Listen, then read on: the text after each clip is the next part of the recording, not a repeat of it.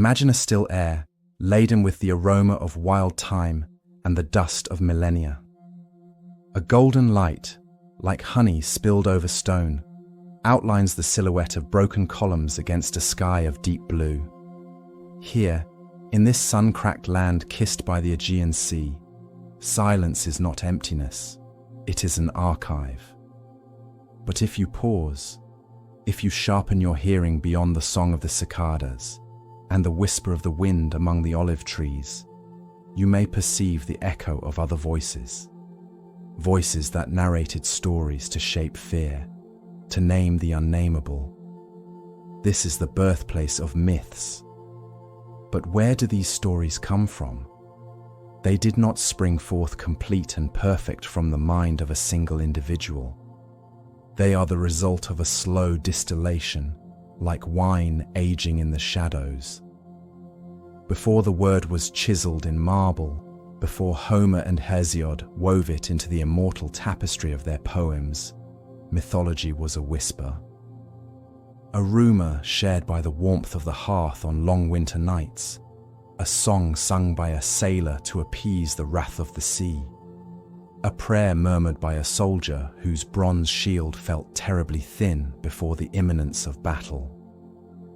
Let us think of the Mycenaeans, builders of Cyclopean citadels, whose kings adorned themselves in gold and whose memory would become the seed of the heroic age. When their palaces burned and their civilization faded into a dark age, their deeds did not vanish.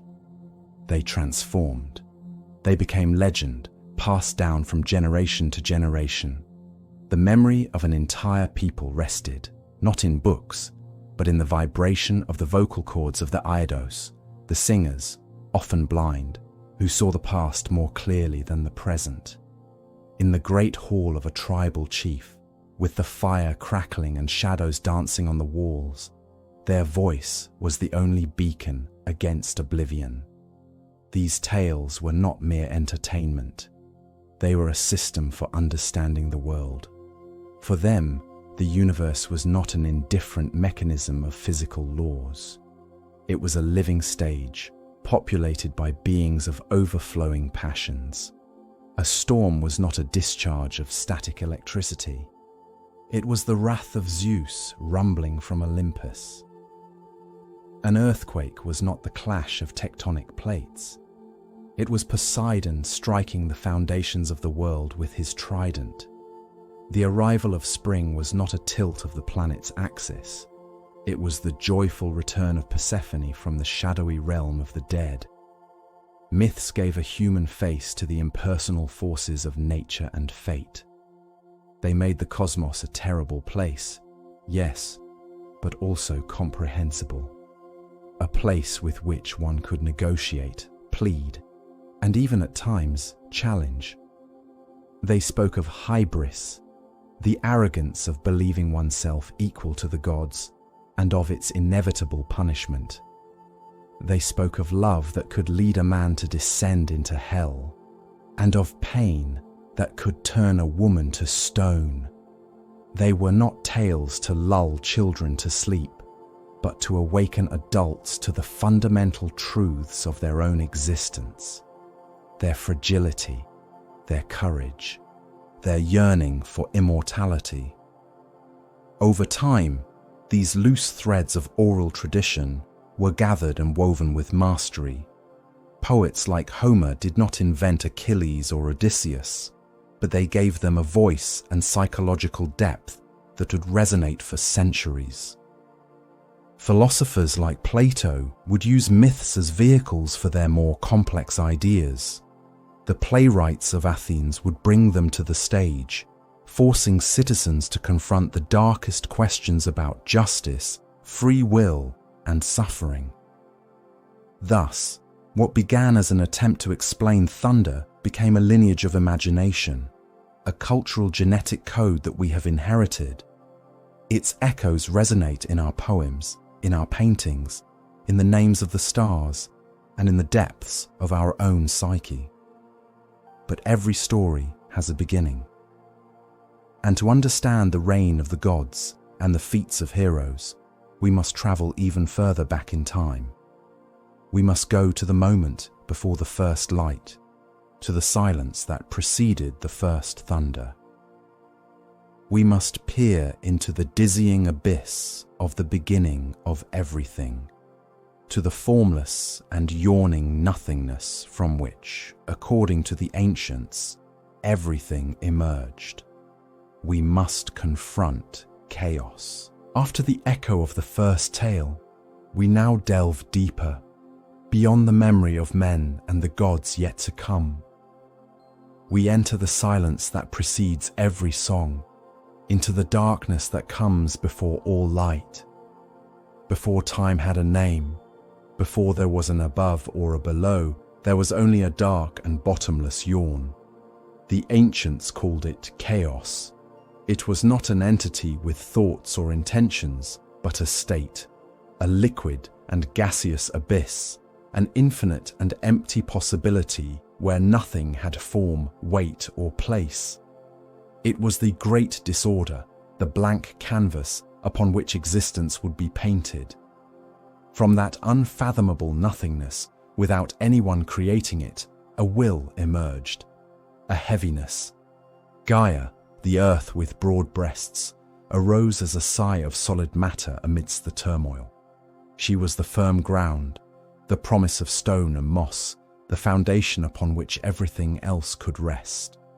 With her, or just after her, manifested her shadowy echo, Tartarus, the dark depths, an abyss as far below the earth as the sky would be above. And between them, like the invisible thread that binds things, Eros, love, was born. Not the winged child that would come later, but the primordial force, the cosmic yearning, the irresistible drive for union that would ensure the universe did not remain barren. Chaos in its perpetual agitation begot its own children. Erebus, the deep and silent darkness, and Nyx, the night with black wings. They were the very essence of the original twilight. And then, moved by the silent presence of Eros, night and darkness united in the first embrace of the universe. From that shadowy union was born a luminous paradox. Ether, the pure and bright light of the celestial heights, and Hemera, day.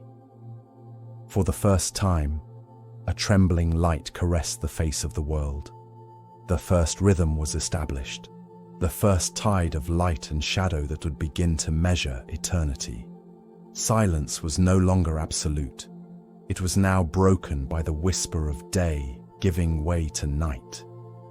Gaia, the earth, in her vast solitude, longed for a companion, a boundary that would define her own immensity. And without uniting with anyone, by her own will, she gave birth to Uranus, the starry sky, equal to her in extent, to completely cover her. She created him as a deep blue mantle during the day and a velvet veil sprinkled with stars at night. Their embrace would be eternal. From herself, she also birthed Pontus, the sterile sea, with its furious waves and salty depths. The world was no longer a simple disk of land floating in the void. Now it had contours. It had a sky that covered it, seas that lapped at its shores, and an underworld that lay beneath its roots. The stage was set. Thus, from disorder came order, from formless possibility, structure. Creation was not an act of a single artisan god, but a slow awakening of forces inherent to the cosmos itself. It was a process of separation and union, of definition. Light separated from darkness, earth from sky. And in each act of creation, there was an underlying melancholy, the nostalgia for the lost unity of chaos, but also the joyful anticipation of what was to come. The universe breathed for the first time, a slow and majestic breath of day and night. But in that perennial embrace between Gaia and Uranus, between the fertile earth and the dominant sky that covered her without allowing her breath, the seed of tyranny and rebellion was also gestating. Their union would not be solely of love, but also of conflict. From them would be born creatures of unimaginable strength, beings who would not conform to the order established by their parents. A new age, forged in the flesh of the primordial gods, awaited its moment to awaken. After the primordial cry that silenced Uranus and the blood that stained the foam of the sea, the world breathed in a different way. The air was denser, laden with the weight of a newly conquered power. The sunlight, filtered through a perpetual haze, seemed younger, a light that had yet to learn to measure shadows.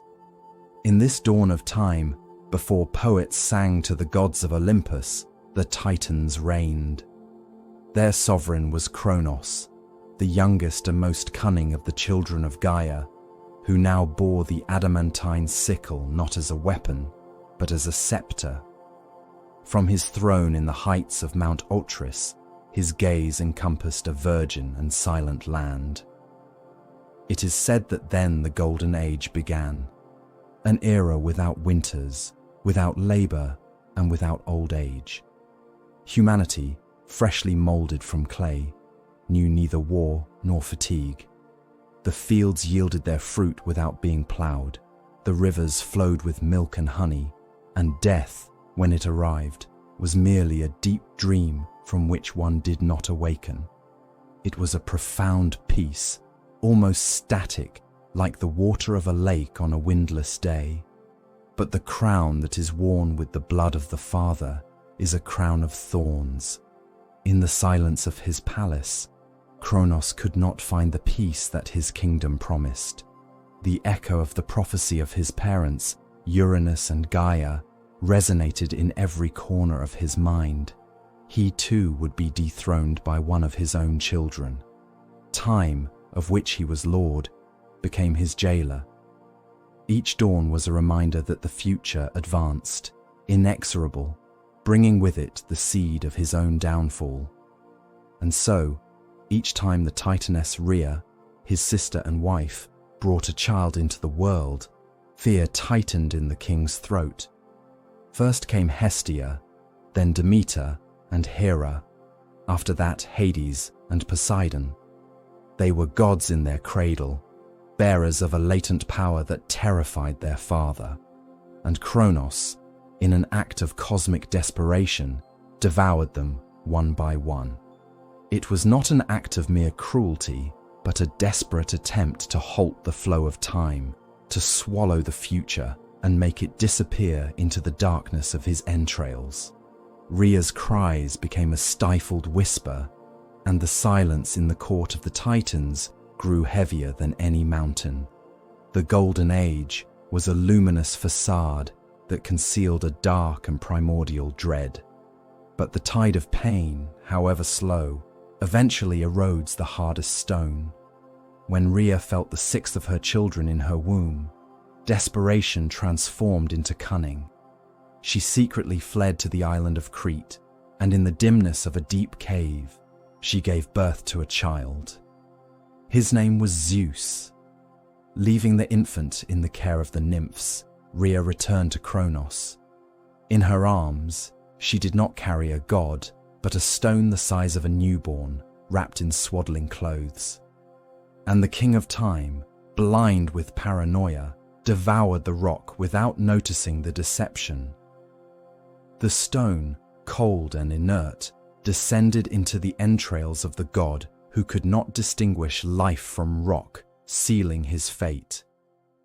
Far, far away from the throne of Otris, in the rugged heart of Crete, a divine child was growing. His cries, which could have shaken the foundations of the world, were drowned out by the clamour of the Curates, guardians who danced striking their shields with their spears. It was a new sound in the world, the sound of iron, the echo of a war that still had no name, but whose protagonist was already breathing the air of the earth. waiting for his moment. The Golden Age, unknowingly, had begun to die. The silent music that had cradled the Golden Age had been shattered. A different silence, a tense silence like the string of a bow, seized the cosmos. The air smelled of damp stone and the frozen promise of iron. The era of the Titans, that time of immense and elemental power, was cracking under the weight of a prophecy, of a father's fear that devoured his children to halt the unstoppable tide of time. But time, like an underground river, always finds its course. From the steep peaks of Mount Otris, the fortress of the old gods, the Titan Kronos felt the tremor in the foundations of the universe.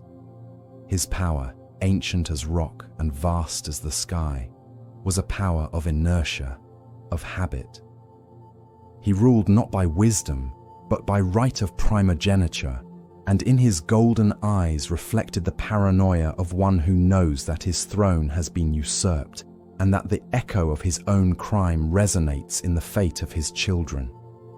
Beside him stood Iapetus, Coeus, Crius, Hyperion, primordial forces, personifications of light, of the stars, and of the axis of the world. They were the memory of creation, but lacked the spark of rebellion, the cunning forged in suffering. Opposite, on the rival peak that clawed at the clouds, Mount Olympus, a new lineage gathered. A young god with a stormy gaze, Zeus, felt the weight of a cursed lineage and the righteous fury of the devoured children. He was not yet the serene king of Olympus. He was a rebel, a son returning to reclaim not only a throne, but the very dawn itself. At his side, rescued from paternal darkness, were his brothers, Poseidon, whose soul was as deep and changeable as the sea; Hades, with a gloomy countenance, who already understood the secrets of the underworld and the end of all things; and his sisters, Hera, Demeter, and Hestia, goddesses whose power pulsed with the heartbeat of the earth, of home, and of the cycle of life. Thus began the war, the Titanomachy, 10 years of cosmic winter. It was not a war of steel against steel, nor of armies marching over fields of wheat. It was a contest of fundamental forces. The Titans, with the brute strength of the earth, tore entire mountains and hurled them against Olympus. The sky darkened with the passage of flying peaks, and the roar of their impact made the very fabric of existence vibrate. But the Olympians, younger, possessed a quality that their parents had forgotten: strategy, the desperation of one who has nothing to lose. The balance, however, remained still. A decade of fury, and the universe continued at a standstill, bleeding from wounds of light and shadow. It was then that Gaia, the earth, grandmother of all, whispered a secret into her grandson Zeus's ear.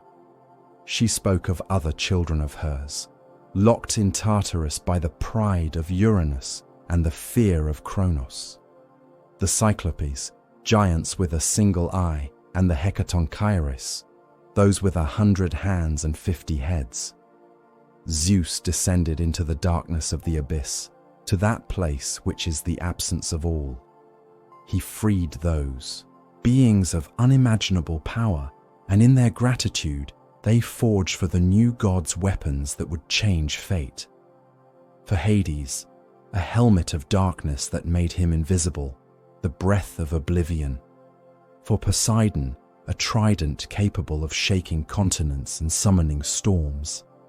And for Zeus, the lightning, the jagged laughter of the sky, a weapon of pure divine energy. With these new allies and this new power, the final battle was a cataclysm. The roar of the 100 arms of the Hecatonchires, throwing 300 rocks at once, joined the whistle of Zeus's lightning. The sea boiled, the earth screamed, and the firmament burned. The Titans, accustomed to formless power, could not withstand that concentrated and directed fury. They fell one by one, not so much from the wound, but from astonishment. Their fate was Tartarus, the very prison from which Zeus had freed his allies, a punishment of cruel symmetry. They were cast into a darkness so deep that a bronze anvil would take 9 days and 9 nights to fall from the earth to its floor. But for Atlas, the punishment was different, more poetic and terrible. He was condemned to hold the celestial vault upon his shoulders for all eternity, forever feeling the weight of the world he had lost. The war ended. The smoke slowly dissipated, revealing a wounded, scarred world. Silence returned, but it was no longer the tense silence of the eve, but the empty silence that follows devastation. From the summit of Olympus, the victorious gods, weary and covered in the dust of broken stars, gazed upon their new realm. The echo of the last rock throne faded into the abyss, and in the silence that followed, a new order awaited to be written upon the ashes of the old world. The echo of the Titanomachy slowly faded, like the last thunder of a storm that has shattered the world. Over the plains of Thessaly, the silence was not peace, but the heavy breath of an exhausted universe. The ash of the old powers still floated in the air, and the stone, broken and scorched, held the memory of the tumult. The war had ended.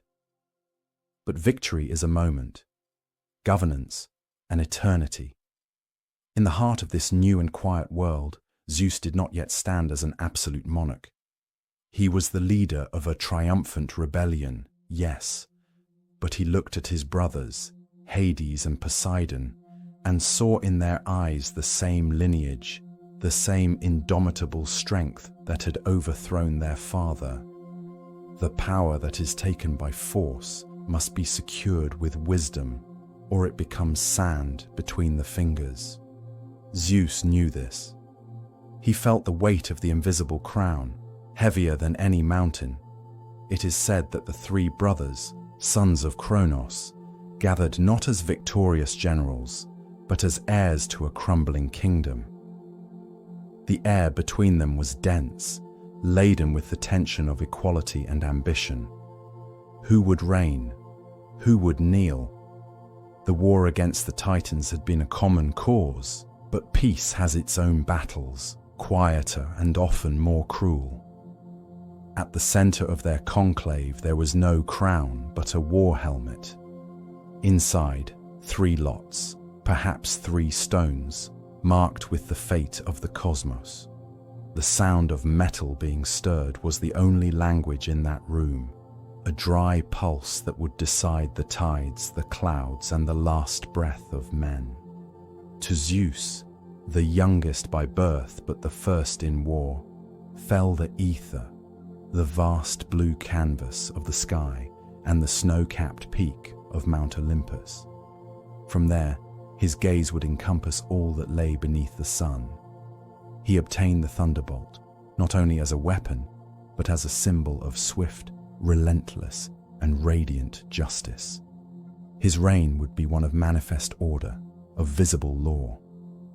To Poseidon, with a temperament as changeable as his domains, was given the sea, a realm without fixed paths, deep and mysterious, filled with treasures and monsters. His power would reside in the brute force of the waves, in the tide that gives and takes away, in the trident that could shake the foundations of the earth. He would be a king in his own liquid world, an equal to Zeus in power, though geographically subordinate.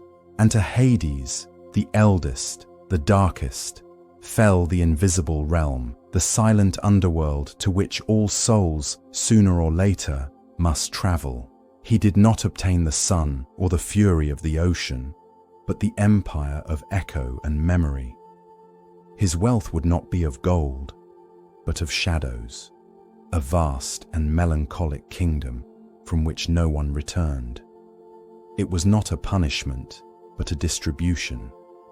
But from that day on, his name would be spoken in whispers, as if there were a fear of awakening to the final stillness. With the cosmos divided, Zeus began to weave the web of his new governance. Olympus became the center of divine power. There, he summoned his brothers and sisters. The majestic Hera, who would sit by his side as queen, the tranquil Hestia, guardian of the hearth's fire, the nurturing Demeter, mistress of the harvest, and with them a new generation of gods born of his own lineage, who would take their place in the pantheon: Apollo, the radiant; Athena, the wise; Ares, the terrible. Each one a facet of the new order, a symphony of wills under the baton of a single conductor. The reign of Zeus was not the peace of the golden age, that warm mist of memory. It was an order forged in iron and diplomacy, a precarious balance between immense powers. It was the law that succeeded chaos, the structure that imposed itself upon ruin. From his throne of clouds, the new order observed the world below. A world that healed its wounds slowly, covered in moss and frost. There, in the dark valleys, a new form of life, fragile and ephemeral, trembled in the cold. They were the mortals. They looked towards the unattainable glow of the sacred mountain, but felt the ice in their bones. The fire of the gods did not yet belong to them. The order of Zeus had settled over the world like a frozen layer of frost upon stone. In Olympus, nectar flowed and light was eternal, but below, in the silent valleys of the earth, a creature of clay and breath trembled in the shadows. Humanity, an imperfect creation, nearly forgotten at birth, living in damp caves, gazing into a sky without answers, and shivering from a cold that was not only that of winter, but that of ignorance. They saw the stars as holes in a dark mantle, and heard thunder as the roar of a nameless beast. Their existence was a whisper between birth and death, a fleeting echo in the vast symphony of the cosmos. But not all immortal eyes were indifferent. From the margins of the new power, Prometheus watched, whose name means the one who thinks ahead. He was a titan, a remnant of ancient lineage, but his heart did not harbor the bitterness of defeat, but rather a strange and profound compassion for that fragile mortal lineage. He saw in their eyes not stupidity, but an unformulated question. In their clumsy hands, not weakness, but the longing to create. Prometheus, the foresighted, saw a future for them that even the gods themselves could not imagine. The first challenge was woven in Mycenae during the division of a sacrificial bull. There, where the destinies of gods and men were to be separated forever, Prometheus devised his deception. With silent cunning, he covered the bones and fat with a shiny and appetizing layer, while hiding the noblest meat beneath the repulsive appearance of the animal's stomach. He offered Zeus the choice. The king of the gods, blinded by appearance, chose the offering of fat and bones, sealing forever the portion of the immortals. When he discovered the trick, his fury was not an explosion, but a cold that settled in the heart of Olympus. In his anger, he decreed that humanity, for whom the Titan had interceded, would never know the comfort of fire. But Prometheus's compassion was more stubborn than the wrath of a god. As the world of men sank into icy nights, he embarked on a silent journey to the heights. It is said that he ascended to Olympus itself, or perhaps to the underground workshop of Hephaestus, where the smith god hammered the material of the universe. There, in the heart of divine creation, Prometheus took a coal from the sacred fire, a spark from the sun and hid it in the hollow stem of a fennel stalk. The descent was an act of betrayal and love. Each step took him further from his immortal lineage and closer to his tragic fate. And then he arrived on Earth. In a dark cave, before the astonished eyes of men, he opened the stalk. The small ember, upon contact with the air and dry tinder, awakened. A flame danced for the first time in the night of mortals. It was not only warmth that he delivered to them, it was the light that drives away beasts and fears. It was the tool to forge metal, to bake clay, to transform nature instead of merely enduring it. It was night, turned into day, the birth of technique, of art, of shared words, sheltered within a home. The fire not only warmed their bodies, it ignited awareness in their minds. Zeus's punishment was as eternal as Prometheus's gift. The Titan was dragged to the ends of the world, to the desolate peaks of the Caucasus, a land of wind and stone. There, by order of the king of Olympus, he was chained to a rock with shackles forged by Hephaestus himself, who fulfilled the order with a heavy heart. Each day at dawn, an eagle, the beast of Zeus, descended from the heavens. With its beak and claws, it tore at the side of the Titan and devoured his immortal liver. And each night, in the frozen solitude, the organ grew back, only for the torment to repeat with the first light. It was a cycle of infinite pain, the price for having loved humanity too much. From his peak of agony, Prometheus could see, in the distance, the small points of light that flickered in the darkness of the world. The bonfires of men. His gift had been delivered, and it could not be revoked. Humanity now had its own spark of divinity, its own capacity to create and to destroy. But Zeus's revenge was not over. A part of his wrath was embedded in the rock of the Caucasus. The other, the more subtle and terrible, was being shaped at that very moment in the forges of Olympus.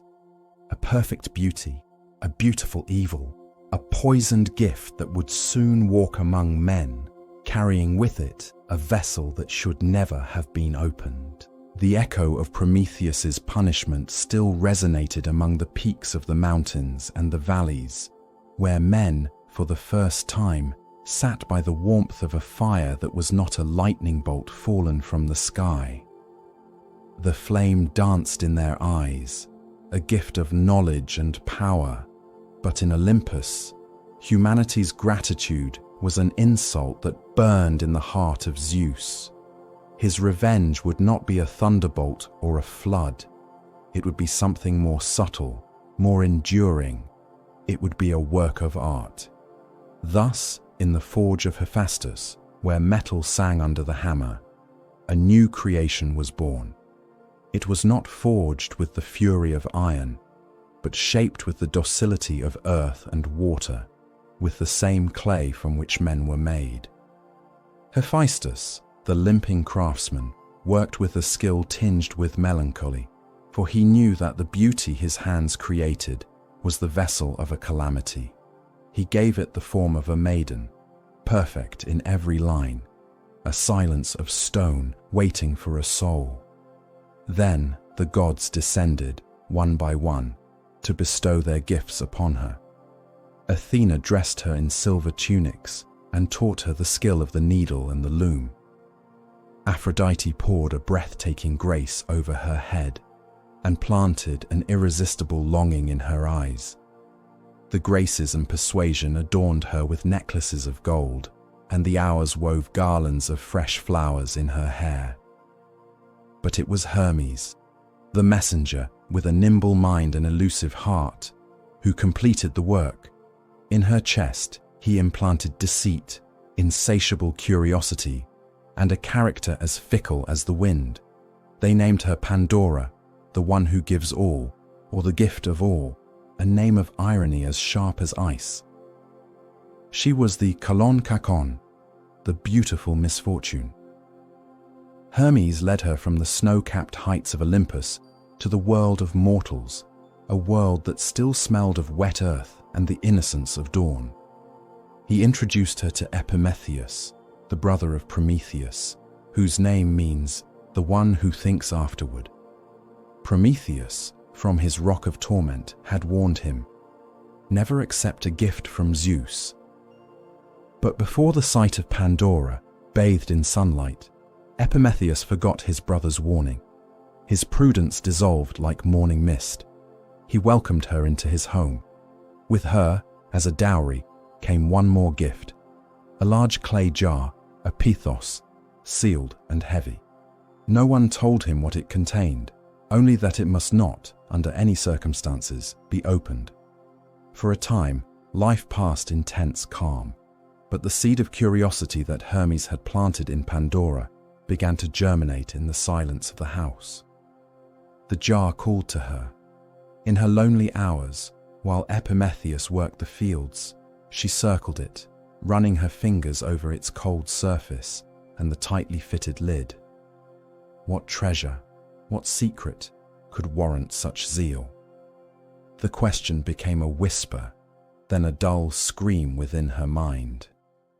One day, when the midday light filtered like gold dust through the door, she could bear it no longer.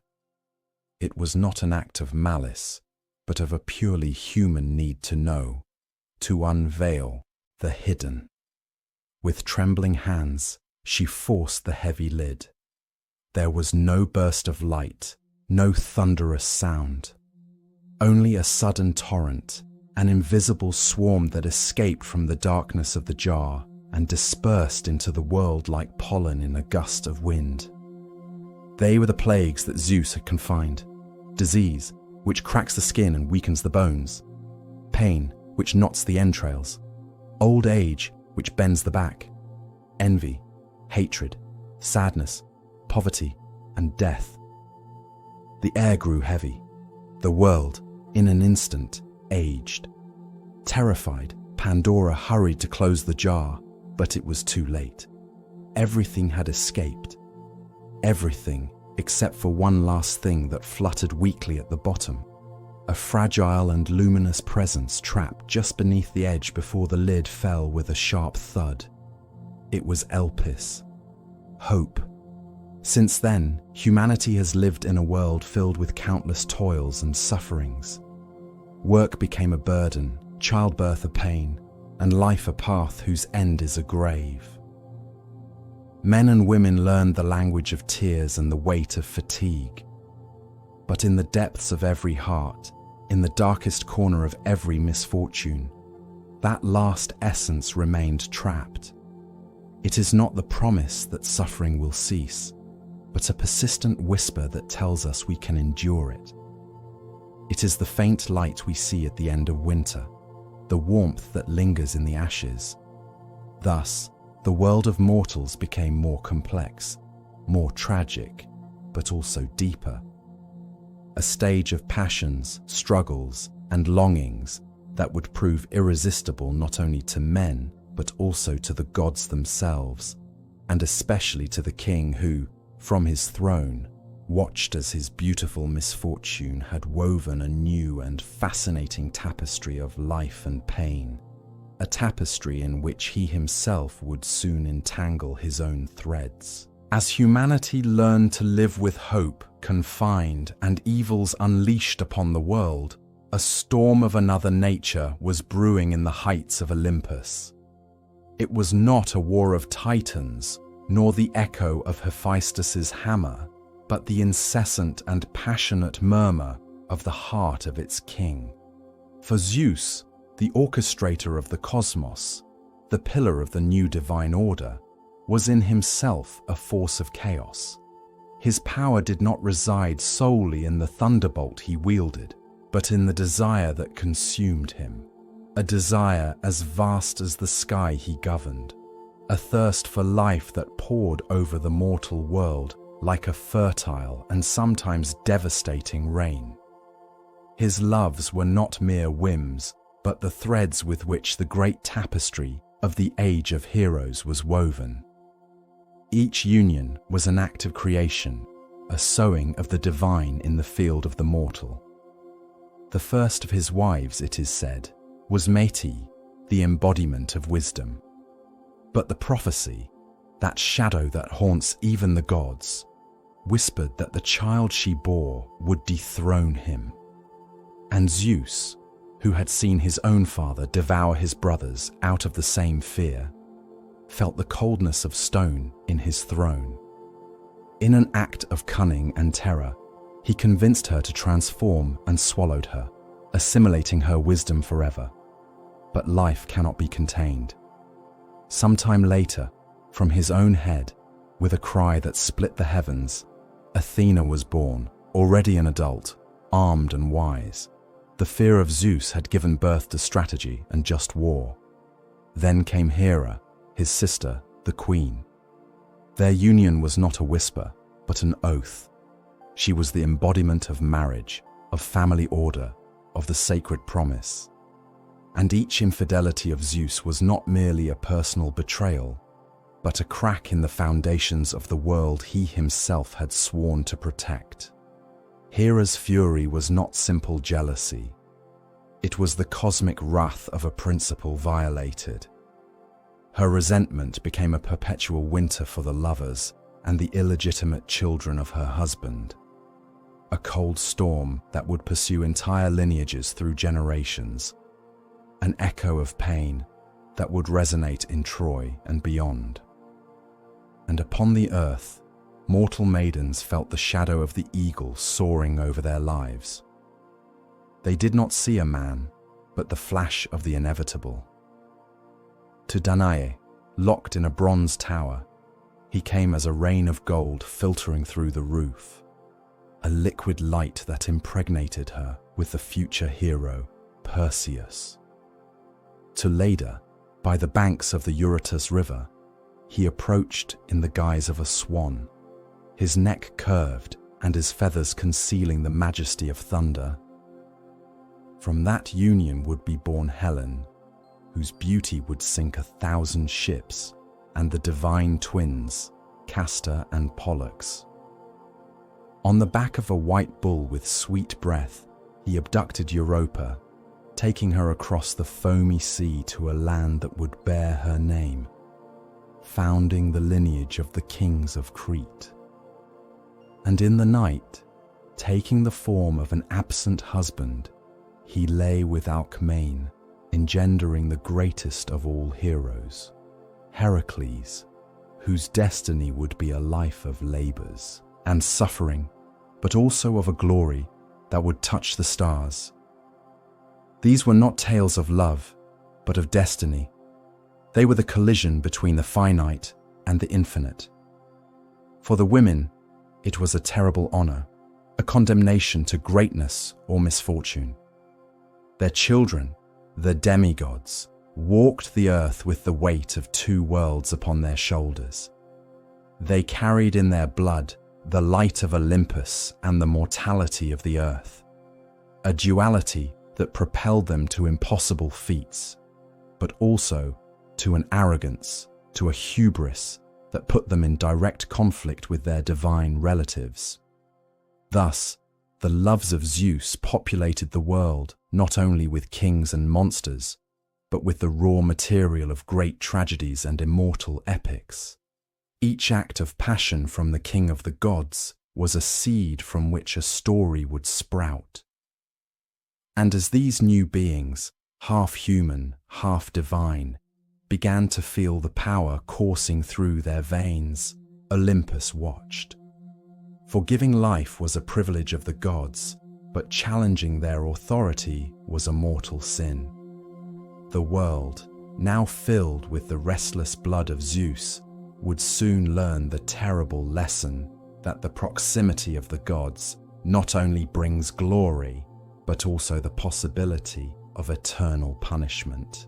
Just as the arrogance of Tantalus stained the earth with the ash of an eternal punishment, the pride of another king, Minos of Crete, would sow a seed of darkness beneath the shining sun of the Aegean, The island of Crete was then the heart of a world. Its palaces, like that of Knossos, were not surrounded by walls, for its wall was the sea itself, and its power an undeniable tide. Minos, son of Zeus and Europa, ruled with a firm hand, feeling the divine lineage coursing through his veins like a strong wine. But the blood of the gods does not immunize against the weaknesses of men. To secure his throne against his brothers, Minos implored Poseidon, the shaker of the earth, for a sign of his favor. He asked that, from the foam of the sea, a creature worthy of a divine sacrifice emerge, and the god listened. From the waves arose a bull of such pure white that it seemed woven from the light of dawn, a beast of a perfection that hurt the eye. The people marveled, seeing in it the irrefutable proof of their king's right. But when Minos set his eyes upon the animal, the mercy of the sovereign was drowned by the greed of the collector.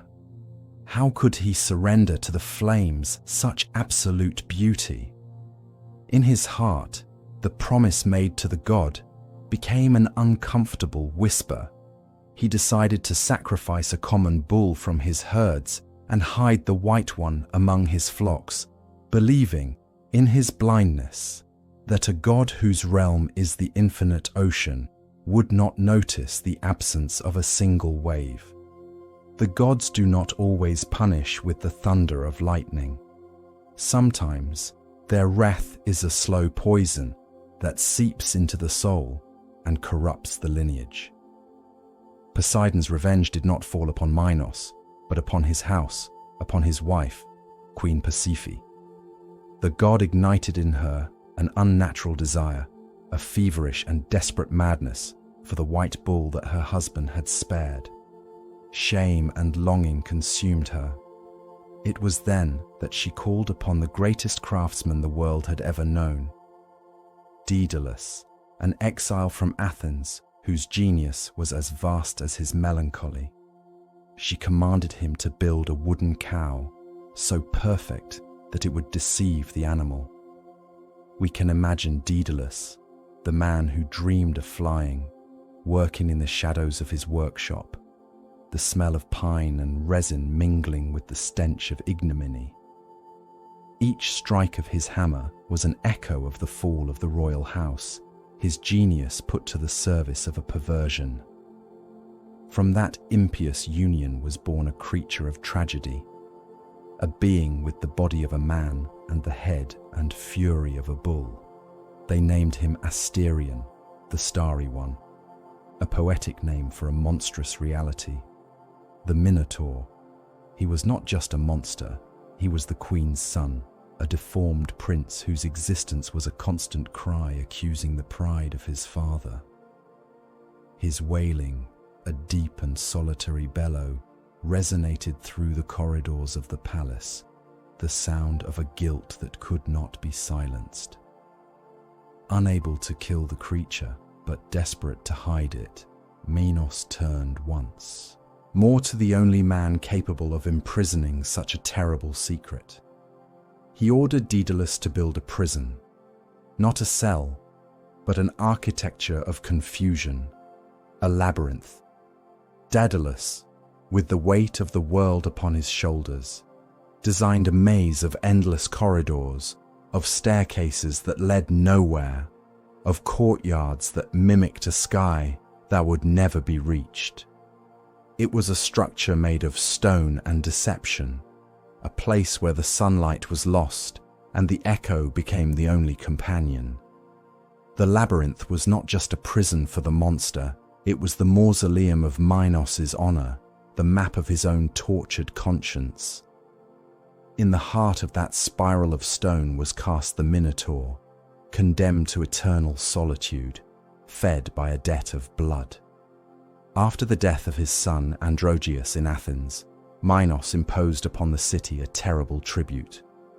Every 9 years, 7 boys and 7 girls, the noblest and most beautiful, were to be sent to Crete to be devoured by the beast. Fear became the shadow of Crete, an empire built upon light, but sustained by a darkness that awaited underground. From the center of the labyrinth, the roar of the Minotaur was the voice of a king's sin, a somber note announcing that every debt, sooner or later, must be paid. And in distant Athens, a generation grew under the weight of that debt, waiting. But even in the darkest night, a single candle can challenge the darkness. And on the horizon, almost imperceptibly, the wind began to whisper the name of a hero who would dare to sail into the very heart of fear. The echo of heroes resonates in stone and time. Theseus's feat in the labyrinth of Crete was a song of courage that liberated Athens. But while one city celebrated, in another part of the world, in the silence of divine banquets, a seed of ash was being sown. Great tragedies do not always arise from the clamor of swords. Sometimes they begin with a stifled laugh, with a golden fruit rolling across a table. It is said that the gods celebrated the wedding of Peleus, a mortal king, and Thetis, a sea nymph. The light of Olympus poured over the feast, and nectar flowed like a river of liquid gold. But one deity had not been extended an invitation, for her presence was a bad omen. She was Eris, discord. Her essence is not evil, but imbalance, the crack that opens in the most polished surface. She arrived unannounced, a shadow at the threshold. She uttered not a word. Simply, she threw in the midst of the guests a pure golden apple, plucked, they said, from the garden of the Hesperides. On its shining skin, an inscription was engraved, "For the fairest." A cold silence settled over the celebration. 3 goddesses stepped forward, their gazes crossing like lightning on a summer night. Hera, the queen of the gods, wife of Zeus, whose beauty was that of power and majesty. Athena, the virgin warrior, whose beauty was that of wisdom and strategy sharp as a spear. And Aphrodite, born from the foam of the sea, whose beauty was that of desire itself, a tide that drowns reason. Zeus, caught between his wife, his daughter, and the force of love, refused to be the judge. His prudence was that of a king who knows the price of divine offense.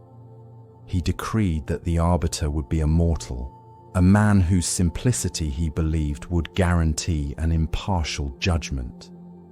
And so Hermes, the winged messenger, descended from the heavens, bringing with him the 3 goddesses and the apple of discord.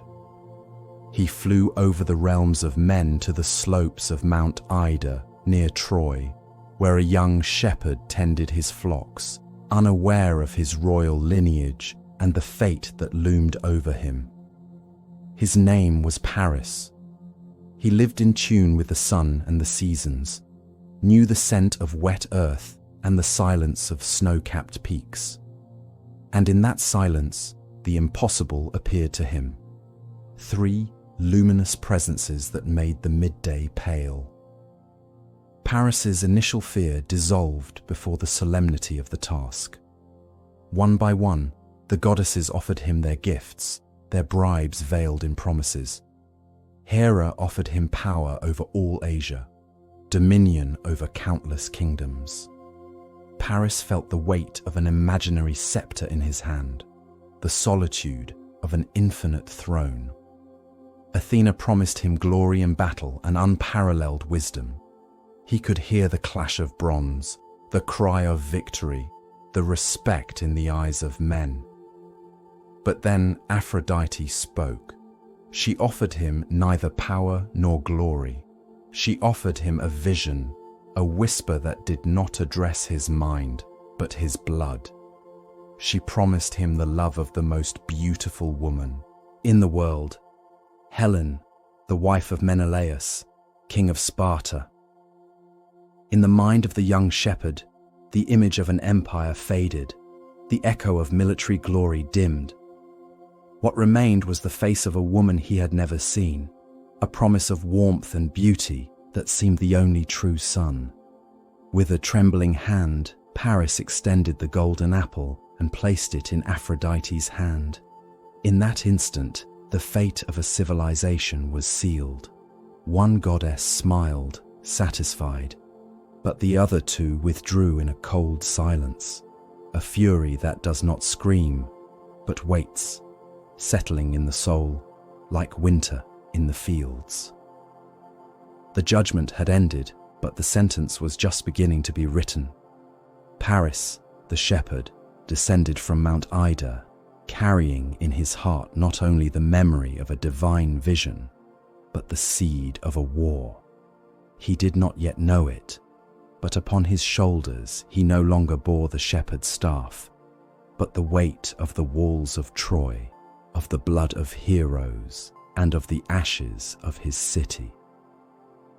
The wind blowing from the Aegean Sea no longer brought the scent of salt and thyme, but a distant murmur, the sound of 1,000 keels cutting through the water, sailing toward the shores of Ilium. The echo of a golden apple, the promise whispered by a goddess, was enough to launch 1,000 black keels into the sea.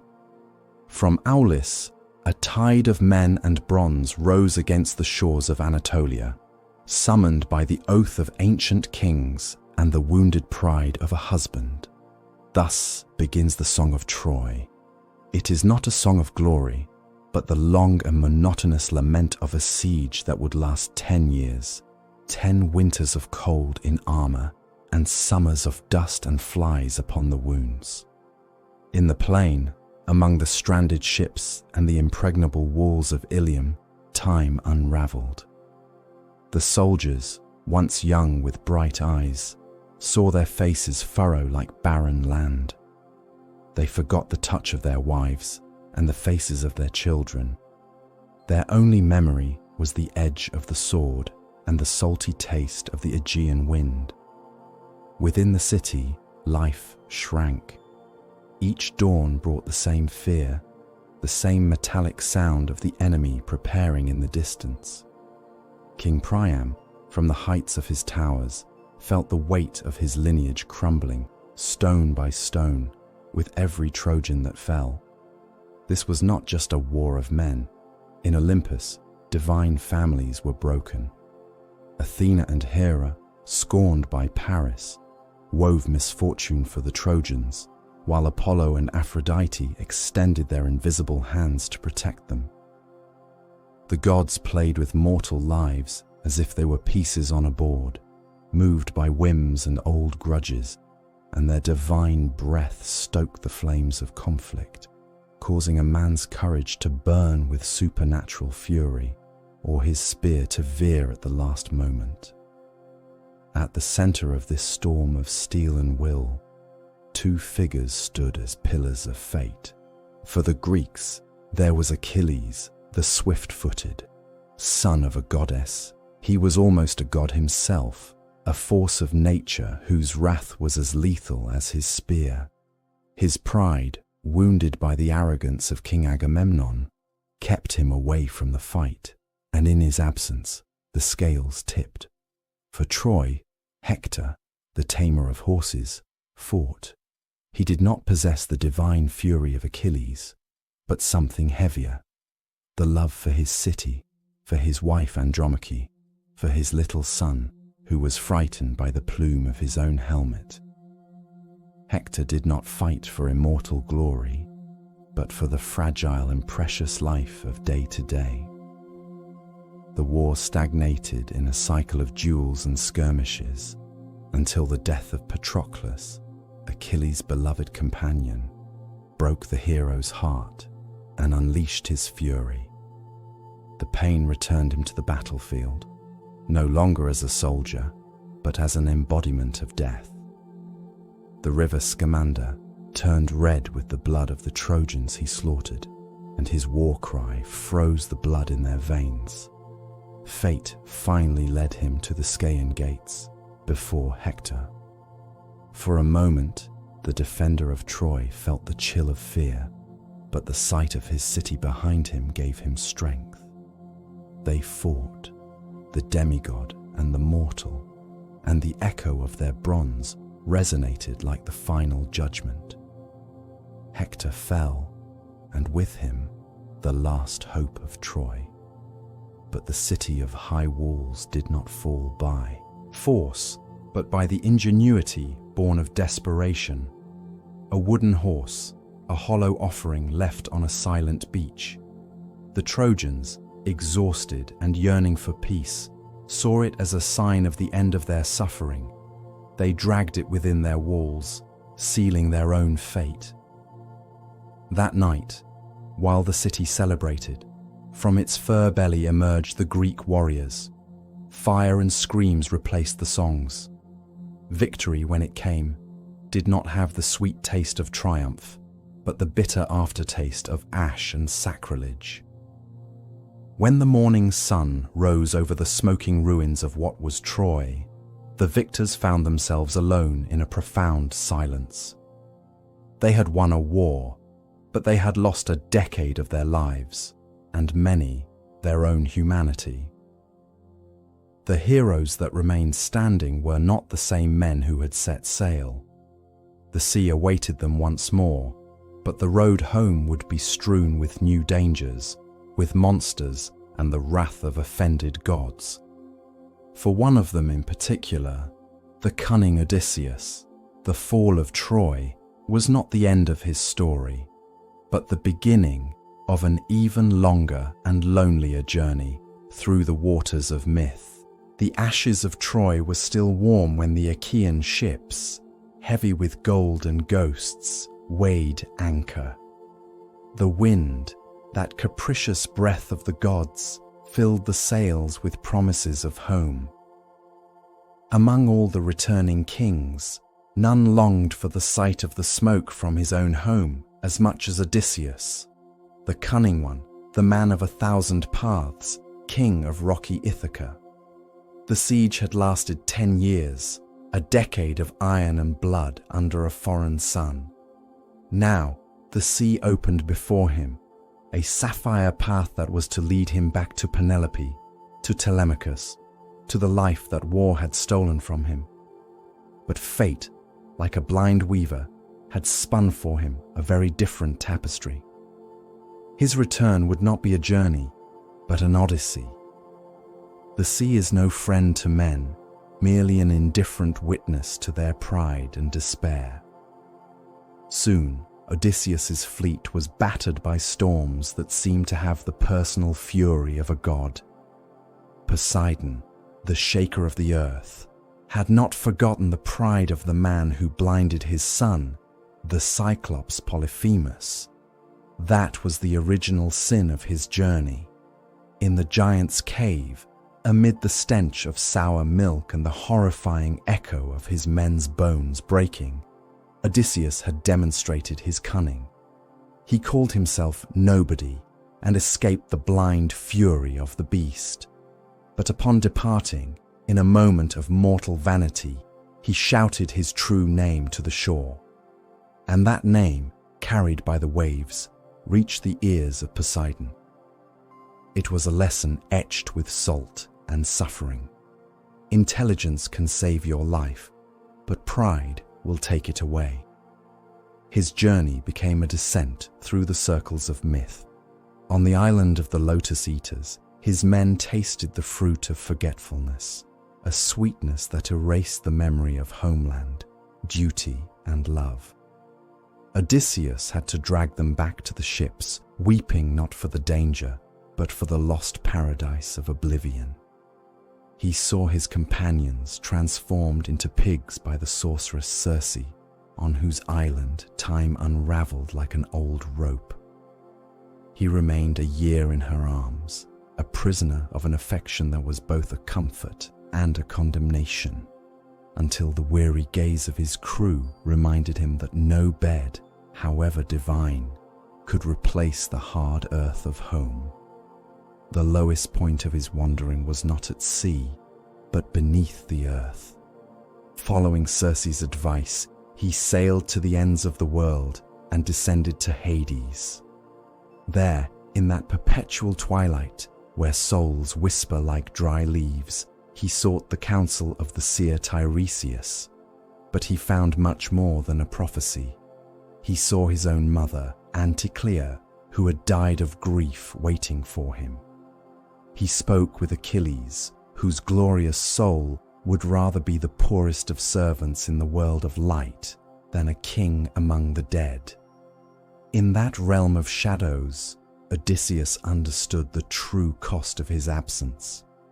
War does not only kill soldiers on the battlefield, it slowly kills those who wait at home.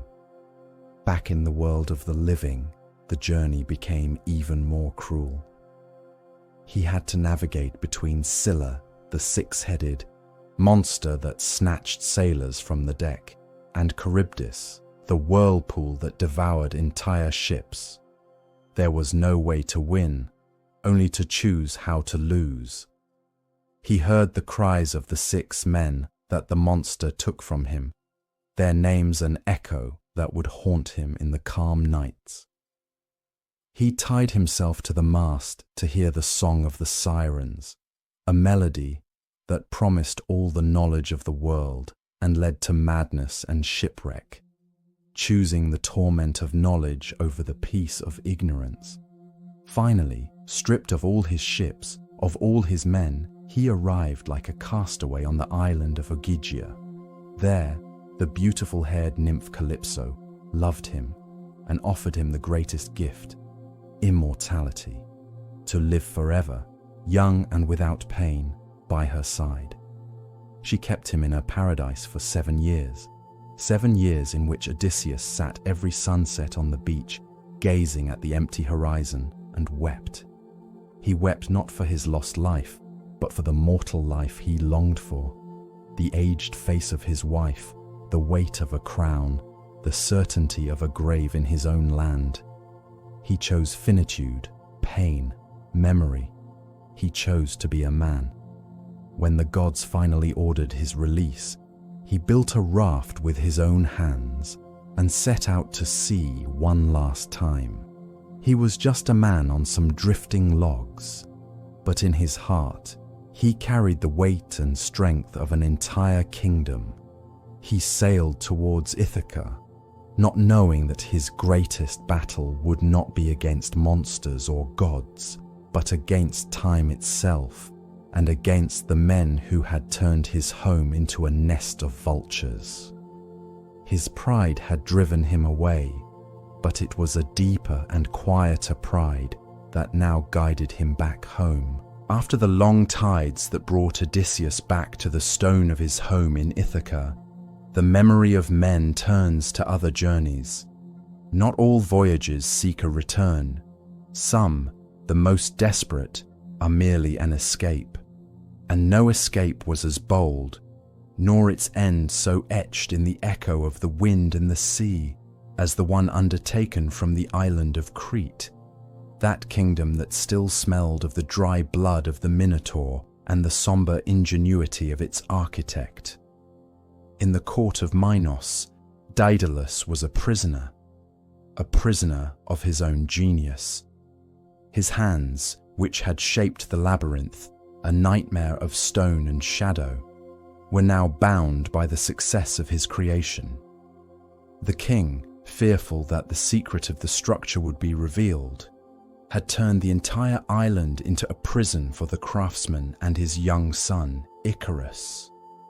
The sea was the wall, and Minos's fleet, the lock. Daedalus, each evening, watched the sun sink into the waters, feeling the weight not of iron chains, but of the vast blue that surrounded him. His mind, a labyrinth in itself, sought an exit not by land or by sea, but by the only path that Minos could not guard, the air. Thus began the most fragile and ambitious work of his life. He no longer worked with bronze or stone, but with the ephemeral gifts of nature. He gathered the feathers that seabirds left on the shore, from the smallest and softest to the longest and sturdiest. He arranged them with the patience of a man counting the grains of sand of his own condemnation. He joined them with threads of linen and, at their base, secured them with beeswax. Icarus, by his side, played with the feathers that his father discarded, unaware of the gravity of the endeavor, seeing in it only a promise of adventure. The boy did not remember the guilt of Athens, nor the breath of the monster. For him, Crete was simply the limit of his world. When 2 pairs of wings were finished, Daedalus fitted them to his son. The father's face was a mask of hope and terror. He taught him to move his arms, to feel how the air became a support, an invisible ground. And then he spoke to him in the hushed voice of one who knows the abyss. "Icarus," he said, and his words were almost a plea. "Maintain a middle course. If you fly too low, the moisture of the sea will weigh on your wings. If you fly too high, the heat of the sun will melt the wax. Follow me closely. Do not be carried away." These were the words of experience warning youth, the voice of the earth calling to the one who dreams of the sky. They soared. The first moment was one of panic, a vertigo that tightened the muscles. But then, the wonder. The island shrank beneath them, the palace of Knossos was a toy, and the sea, a wrinkled mantle. Icarus laughed, a sound that the wind carried away immediately. For the first time, he was free. He did not feel the weight of gravity, nor the weight of his father's history. Only the pure euphoria of ascent. He saw the fishermen in their boats like ants, the shepherds in the fields, like motionless statues. He felt more than a man. Perhaps for a moment he felt a god, and he forgot. He forgot his father's voice, which was now just another point on the vast canvas. The advice dissolved in the infinite blue. Why settle for the middle path when the sun called him from above? Prudence was for the old, for those who fear. He feared nothing. The air was his lineage. He ascended higher and higher in a spiral of joy and arrogance. The sun, that indifferent golden god, did not reject him. It embraced him with a fiery hug that dissolved, drop by drop, the wax that was the soul of his wings. He felt a tremor. A feather came loose, dancing in its fall. Then another. Suddenly, the air no longer held him. His arms flailed in useless chaos. The scream that erupted from his throat was not one of defiance, but of pure and icy understanding. He saw the sea approaching, not as a blue mantle, but as a sapphire tombstone. Daedalus, further below, heard the scream and looked up, but saw only the empty sky. He looked down and saw feathers floating on the waves, like a strange snowfall over a summer sea. The ingenuity that had conquered the air could not save his own blood. The sea where the boy fell would forever bear his name. The Sea of Icaria. A perpetual reminder, written on the map of the world, that unmeasured ambition leads to silence. It is the story of a father who wanted to give his son the sky, and, in the process, delivered him to the abyss. The Fall of Icarus speaks to us of the danger of flying too close to the gods, but also of the pain of those who remain behind, on the shore, gathering the remnants of a broken dream. It is a loss that descends from the sky. There are others, however, that compel a reverse journey. There are loves so deep that, to recover them, a man would be willing to descend into the very darkness, to enchant with his music even death itself. After the fall of Icarus, burned by the sun of his own pride, the world seemed to remember that there are other forces, more silent and profound than the ambition that scratches the skies. Not every challenge to the gods is born from pride. Sometimes it germinates in the fertile and dark soil of love. and no story tells it with a voice as broken as that of Orpheus, the singer of Thrace. It is said that he was the son of a muse, Calliope, the one with the beautiful voice. From her, he inherited the gift. His lyre not only strummed strings, it ordered the soul of the world. When Orpheus sang, rivers halted their course to listen, wild beasts tamed at his feet, and stones, with their memory of eons, moved to form a circle around him. His music was the lost harmony of the universe, an echo of creation itself. And at the center of that music, like the sun in its system, revolved his love for the nymph Eurydice. Their union was not a simple wedding. It was the perfect consonance, the final note that completed the melody of the world. But happiness in the old stories often walks on tall grass where snakes hide. On the very day of their wedding, while Eurydice wandered through a meadow bathed in the golden light of sunset, a viper, hidden like a deadly secret, sank its venom into her ankle. Her scream was brief, choked by surprise and pain, and then silence. A silence that not all the music of Orpheus could fill. The world, which moments before danced to his tune, turned deaf and grey. The lyre fell silent, covered by the dust of sorrow. But Orpheus's love was not a fleeting melody. It was the very structure of his being. He refused to accept the verdict of fate. He took his lyre and embarked on a journey that no living mortal had dared to complete. He descended. He traversed the shadowy landscapes, where light is but a distant memory, to the shore of the river Styx, the liquid border between life and nothingness. The ferryman Charon, accustomed to the obol and the silence of souls, refused to take him. But Orpheus did not offer coins. He offered his song, and for the first time, the old ferryman felt something akin to pity, and he rowed. The three-headed dog Cerberus silenced his barks and whimpered softly. The souls of the damned found a moment of peace. Sisyphus sat upon his rock. Tantalus forgot his thirst. Finally, he arrived before the throne of Hades, the invisible king, and his queen Persephone, whose heart still remembered the sun of the fields of Sicily. Orpheus did not plead with arrogance nor demand with force. He sang. He sang about the light in Eurydice's hair, about the warmth of her hand, about the futures that the serpent had stolen.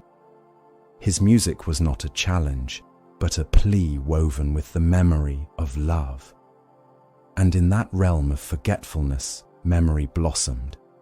Persephone wept tears of hail, and Hades himself, whose heart was of winter stone, felt a crack open within him. They granted his request, but with an unbreakable law, the law of the underworld. Eurydice would follow him on the way back, but he must not, under any circumstances, look back to see her until they were both under the light of the sun. The ascent began.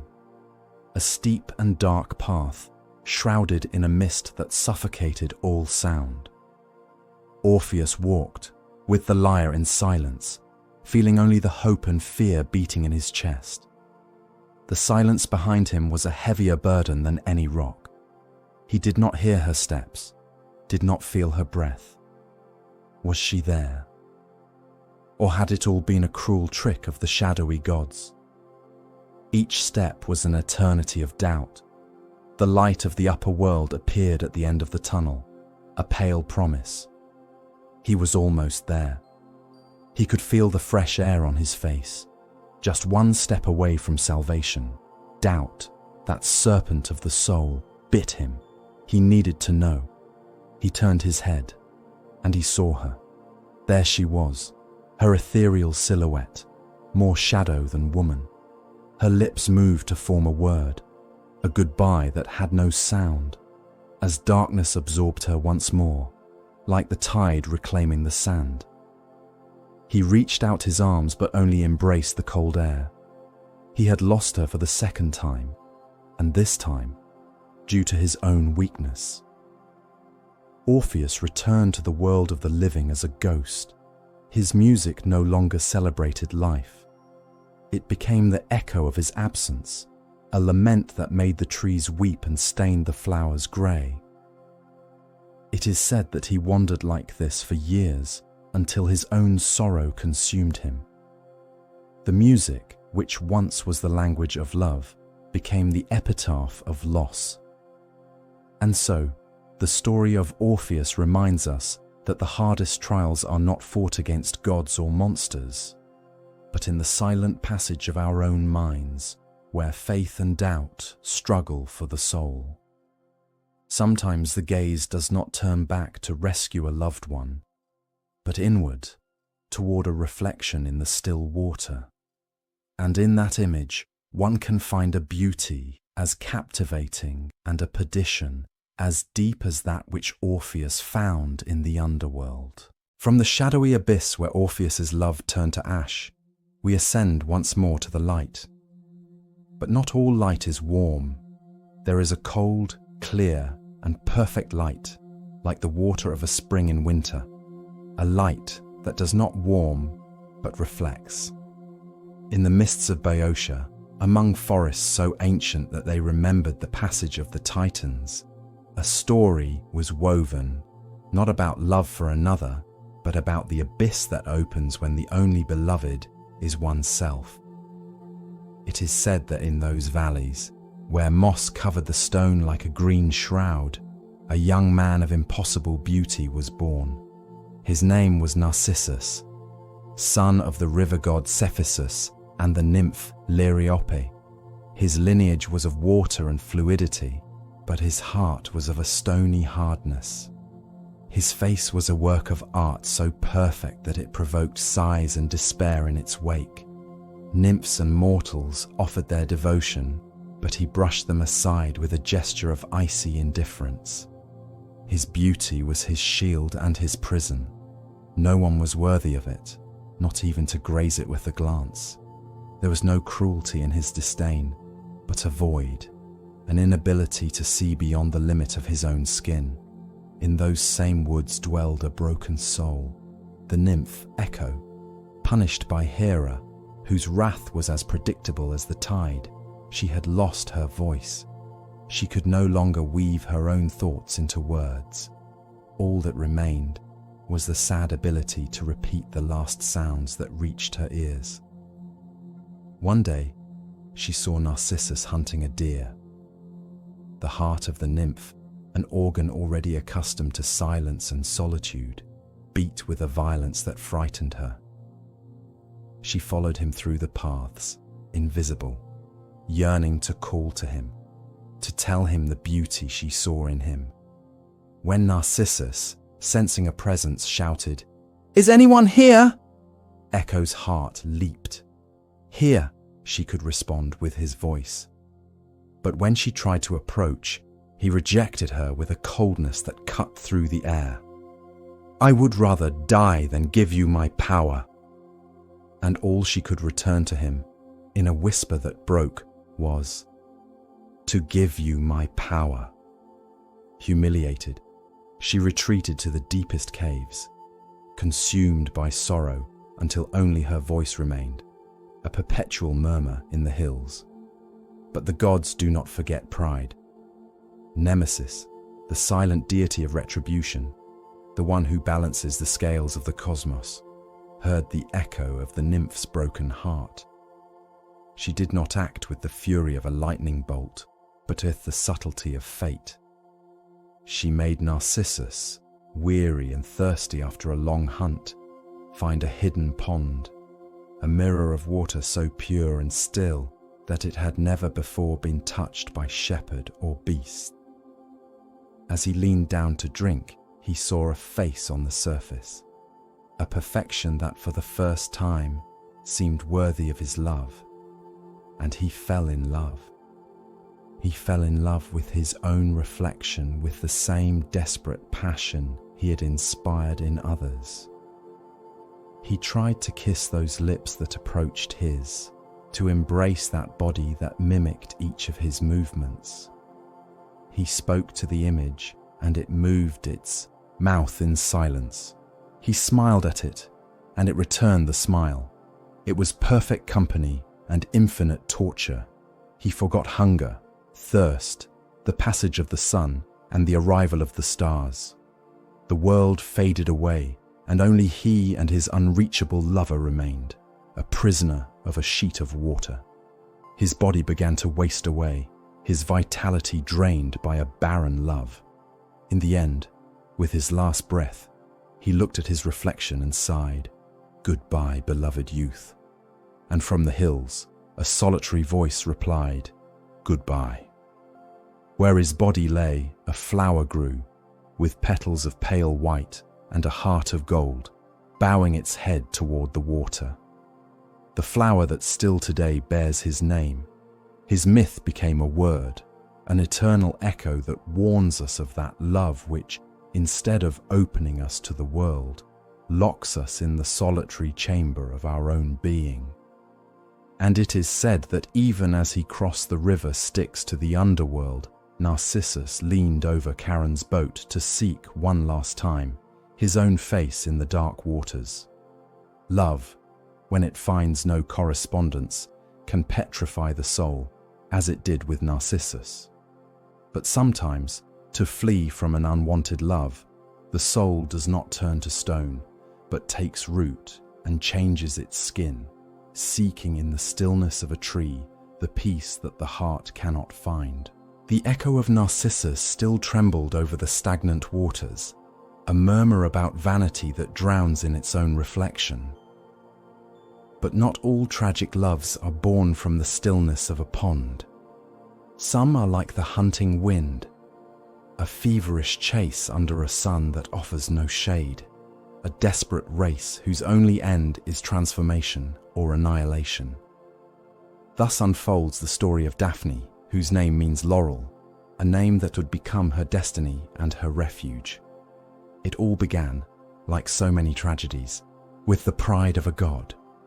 Apollo, the radiant one, the lord of the silver bow and the golden lyre, had just slain the monstrous serpent Python on the slopes of Delphi. His heart overflowed with a luminous and sharp pride. It was then that his eyes fell upon the young Eros, the god of love, who playfully strung his small bow. Apollo, in his arrogance, mocked the winged boy. "What are you doing with weapons of a warrior?" he said, his voice resonating with the power of the sun. "Leave those arrows for shoulders like mine, which can bring down beasts and enemies." Eros's face for a moment lost its childish sweetness. An ancient shadow, that of the primordial power of affection and desire, etched itself upon his features. Without saying a word, he flew to the summit of Parnassus. From his quiver, he drew 2 darts of opposing lineage and purpose. One, sharp and bright, with a golden tip, destined to ignite an uncontrollable passion. The other, blunt and heavy, with a lead tip, made to sow the most absolute disdain. The golden arrow flew true and sank into the heart of Apollo. The lead one found its mark in Daphne, the forest nymph, daughter of the river god Peneus, a maiden whose only devotion was to Artemis, the virgin huntress. Her greatest longing was for the freedom of the woods, the wind in her hair, and the solitude of the shady glades. In that instant, Apollo's universe shrank to a single point, the elusive figure of Daphne. The god of reason was consumed by a burning irrationality. He saw her, and in her, he saw the purpose of his immortal existence. But she, upon feeling his gaze, felt a repulsion as deep as the bed of her father's river, and thus began the hunt. It was not the pursuit of a predator after its prey, but the race of 2 despairs. Apollo, the god of light, running after a shadow that he himself projected. He shouted promises to her, spoke of his divinity, of the music he could create, of the prophecies he could unveil. "Do not flee from me like the sheep from the wolf," he cried. "It is love that drives me." But for Daphne, his words were nothing more than the howl of the wind that precedes the storm. She felt the breath of the god on her neck, a heat that was not that of the sun, but that of a golden cage looming over her. Her legs, accustomed to running freely, felt heavy. Her lungs burned. Panic was a cold tide that drowned her. Exhausted, on the brink of collapse, she reached the bank of the river Peneus.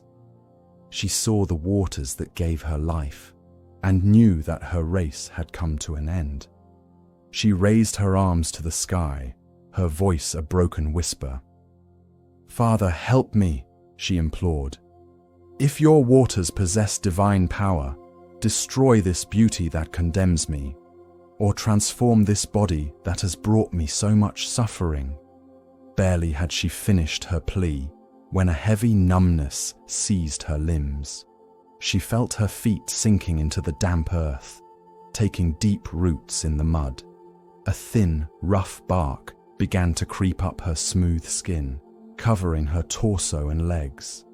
Her arms stretched and hardened, becoming branches. Her hair, once stirred by the wind, multiplied into 1,000 green and glossy leaves. Her heart, which beat with terror, slowed its rhythm to become only the slow and patient pulse of sap. Apollo arrived a moment later. He came to embrace a trunk. He felt, beneath the roughness of the wood, the last vestige of the nymph's heartbeat. His lament was the sound of a harp with broken strings. Since he could not have her as his wife, he swore she would be his sacred tree. "Your foliage," he whispered against the bark, "will crown the heads of heroes, poets, and victors. You will be present in my triumphs, and your leaves, like my love for you, will be everlasting." And so it was.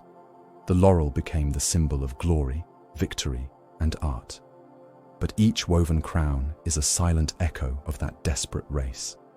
It is the monument to an unrequited love, a reminder that even the brightest gods can be overcome by desire, and that freedom sometimes demands a sacrifice so profound that it erases the very form to save the essence. It is a quiet tragedy, whispered in the rustle of the leaves. But not all legends are whispered in the silence of a forest. Some are forged with the clamor of bronze, the roar of impossible beasts, and the sweat of labors that challenge the human condition. Stories of a force so colossal that they seem capable of holding the very sky upon their shoulders. As the echo of the laurel settles in the valleys, and the story of Daphne becomes the whisper of the wind among the leaves, the Greek world prepares for a different kind of myth. Not one of silent transformation and escape, but of collision, of brute force, and of a soul tormented by the blood of the gods coursing through its veins. For in the land of Greece, fate is not always a tree growing towards the sky. Sometimes it is a mountain that a man must carry upon his shoulders. In Thebes, the very city that would witness a king unravel his own ruin, a child was born whose cry was not of mortal origin, but the echo of thunder. Heracles, whom the Romans would call Hercules, was the son of Zeus and a mortal woman, Alcmene. This lineage, half divine, half clay, was both his glory and his curse. The hatred of Hera, cold and patient as the moss that grows upon stone, soon found him. She did not kill him with a thunderbolt, for that would have been too swift, too clean an end. Instead, she waited. She waited for the hero to become a man, a husband and a father, and then, like a fog creeping into the mind, she sent him madness. In the silence that followed the tragedy, When the fire of his home had cooled to ash, and the weight of what he had done fell upon him, Hercules did not seek death, but atonement. The oracle of Delphi, whose voice was the hinge between the world of men and that of the gods, commanded him to serve his cousin, King Eurystheus, a man lesser in spirit, yet whom fate had placed as his judge. 12 labors were imposed upon him, 12 scars that would be etched not only upon his skin, but in the memory of the world. These were not simple feats. They were a pilgrimage through the primordial savagery that still lurked in the corners of the cosmos.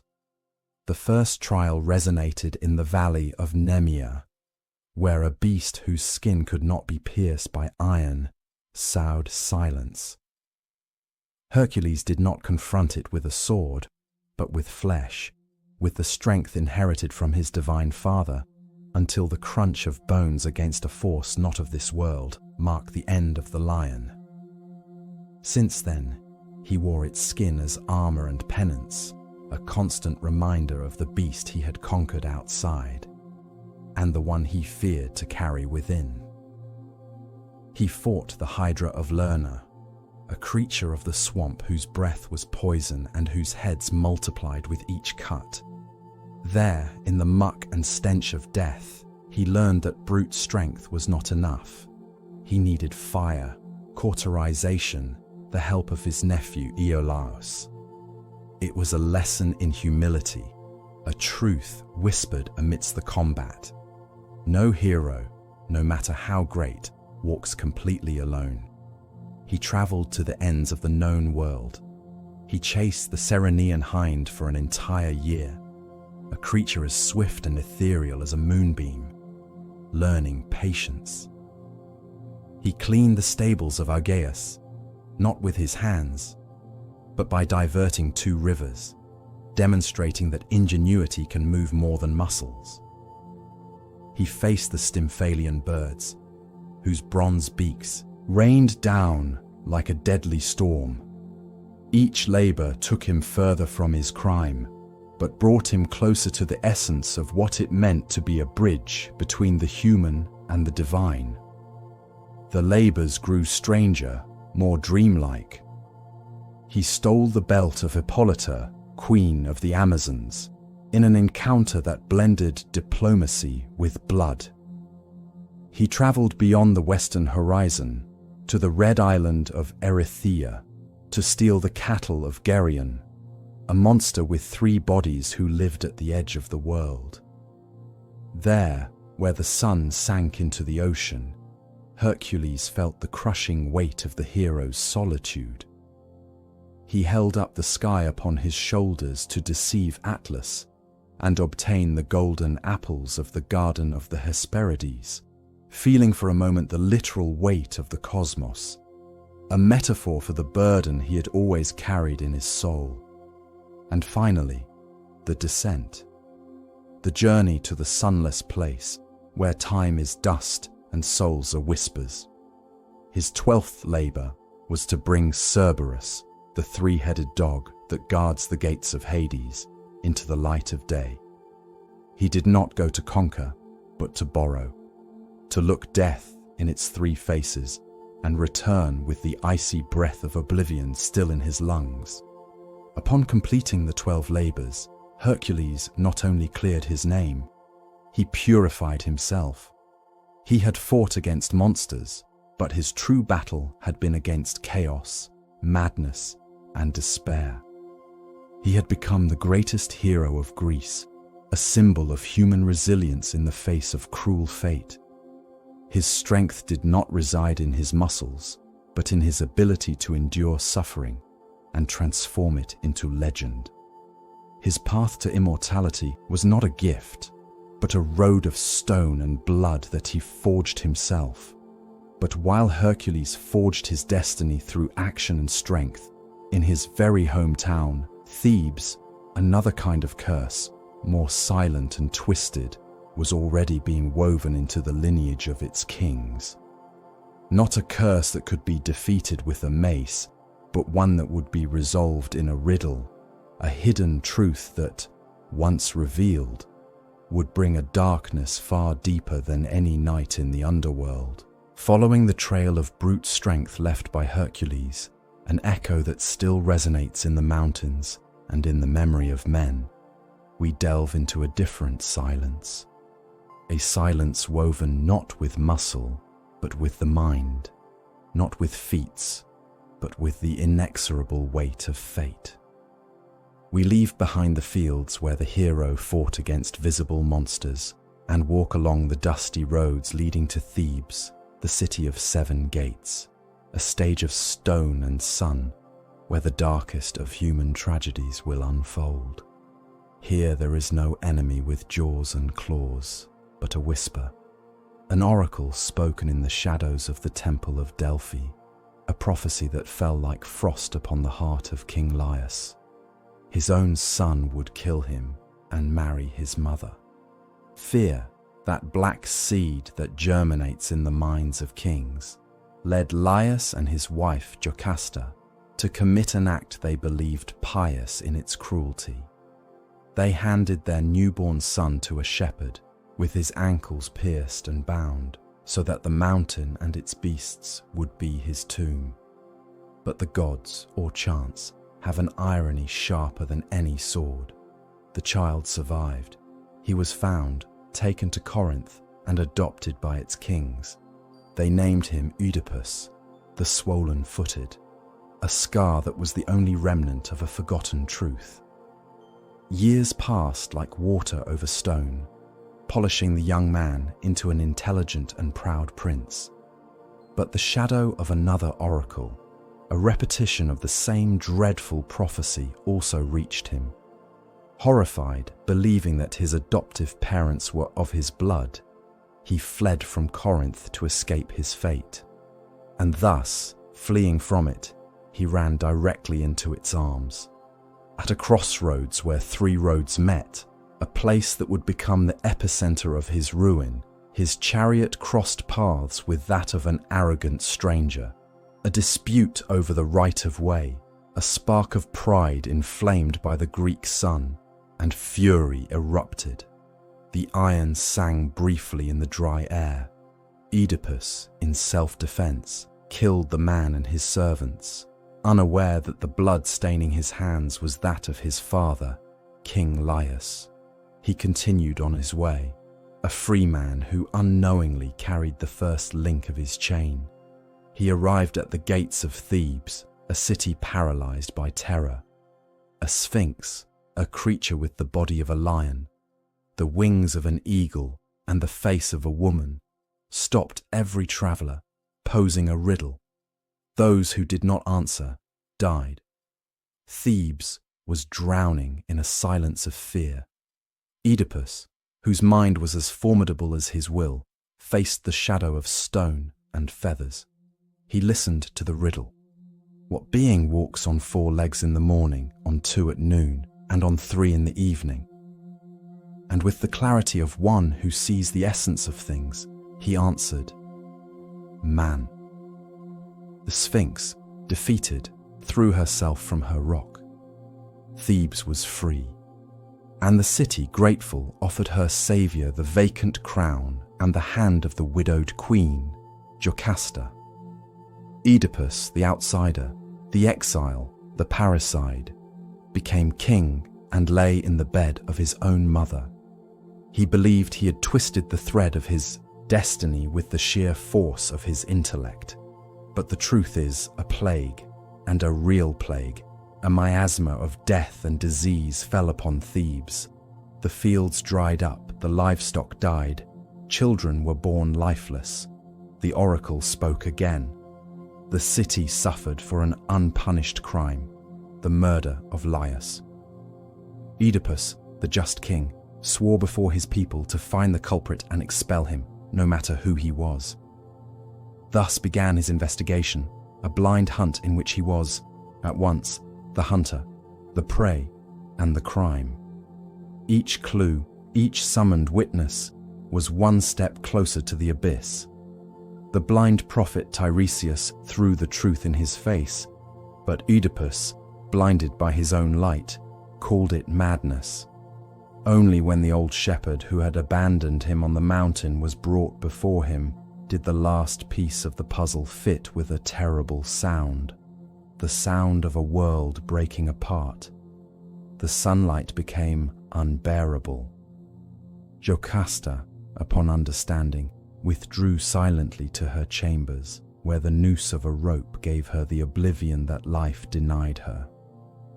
Oedipus, upon finding her, let out a cry that was not that of a king, but of a wounded beast. Not with steel, but with the gold clasps of his mother and wife's dress, he tore out his eyes. He did not want to see a world that contained such horror, did not want to see the faces of his children, who were also his siblings. The tragedy of Oedipus is not that of a wicked man, but that of a man who sought to know. His fall reminds us that there are truths that burn, and that sometimes the brightest light does not illuminate, but blinds. He left Thebes as a pariah, a blind spectre guided by his daughter Antigone, walking towards nothingness. His story is an echo in stone, a warning about the labyrinths we build with our own reason. And as his figure fades into the horizon, the world itself seems to hold its breath, preparing for another kind of descent, one that will take us beneath the earth to the realm of shadows, where the seasons die and await to be reborn. After the darkness that looms over the lineage of a blind king, another shadow extends, not over a single house, but over the entire world. It is not a shadow born of prophecy or human pride, but of the silence and solitude of a god. Imagine a meadow where time does not exist, a place bathed in a golden and perpetual light. It is the field of Nysa, and there, amidst the fragrance of the daffodils and the murmur of the bees, a maiden plays. Her name is Kor, the girl, although history will remember her as Persephone. She is the daughter of Demeter, the Mother Earth, the goddess whose breath ripens the grain and makes the trees bloom. The laughter of the young woman is the very sound of spring, a promise of endless life. But beneath the fertile earth, in the realm of silence and echoes, reigns a god who knows not the light of the sun. Hades, the unseen, lord of the souls that have crossed the Acheron. His throne is of ebony. His halls are vast and silent, populated only by the shadows of what once was. He is not an evil god, as is sometimes told. He is a solemn god, guardian of the final order, but his heart is a stone polished by ancient solitude. From his flowerless kingdom, he longs for a queen, a light, however faint, to share his vast and silent domain.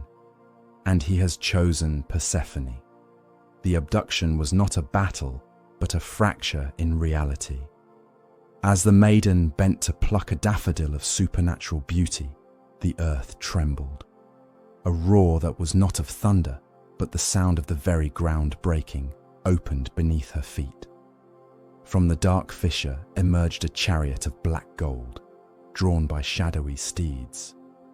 Hades, with his face veiled by the helmet that granted him invisibility, took her in his arms. Her scream was lost in the air, absorbed by the earth that closed behind her, leaving only silence and a fallen flower upon the moss. When Demeter discovered the absence of her daughter, the world began to die. The mourning of a goddess is not like that of mortals, which consumes itself in tears and time. The mourning of Demeter is a plague, a frozen stillness that seizes the grain in the stalk and the leaf on the branch.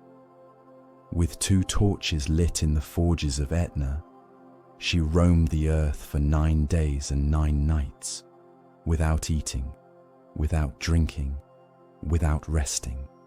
Her grief was a chilling wind that withered the fields. The sun paled, the rain ceased, and humanity, terrified, saw how hunger loomed over it like a vulture. Life withdrew from the world, and the sacrifices on the altars of the gods no longer smoked. It was then that Zeus, fearing the end of all, intervened. He sent Hermes, the messenger with winged feet, to the depths of the underworld with an order. Persephone must be returned. Hades, in his gloomy palace, heard the command of his brother. He had treated Persephone not as a prisoner, but as a queen. He had shown her the riches of his realm, the gems that sleep in the bowels of the earth, the rivers of forgetfulness and memory. But the young woman languished. Her memory of the sun was a constant wound. The Lord of the Dead, with a wisdom as ancient as his realm, agreed to return her. But first, with an almost imperceptible tenderness, he offered her one last fruit, a pomegranate. Persephone, consumed by hunger and perhaps by a strange pity for her captor, ate. Just a few seeds, 6, red as drops of blood upon the pale stone. That was the pact. Whoever eats the fruit of the underworld is bound to it forever. When Demeter embraced her daughter again on the surface, the earth burst into a sigh of relief. Flowers bloomed in her wake, trees were covered with leaves, and the fields promised a new harvest. But the joy was incomplete. Upon confessing to having eaten the seeds of the pomegranate, fate was sealed. Persephone could not remain forever in the world of light. And thus a new rhythm was created for the world, a pulse of loss and return. During the months that Persephone spends with her mother on the surface, the earth celebrates. It is spring and summer. But when the time of her descent arrives, when she must return to Hades' side to reign as the feared and respected queen of the underworld, Demeter retreats into her mourning. The earth cools, the trees strip bare, and the silence of winter covers the fields. It is the time of waiting. This myth speaks not only of an abduction, but of the delicate balance between life and death. It teaches us that light is brighter because of the existence of shadow, that the joy of reunion is born from the certainty of separation. Each winter is the sorrow of Demeter, and each spring the echo of the laughter of a maiden returning from the world of the dead.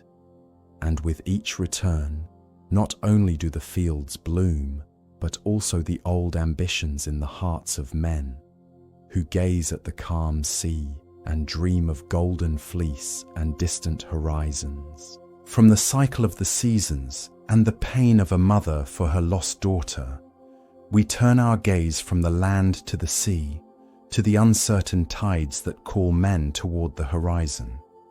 For the will of the gods not only dictates the blossoming of wheat, but also the ambition that burns in the hearts of mortals, a flame that often consumes more than it illuminates.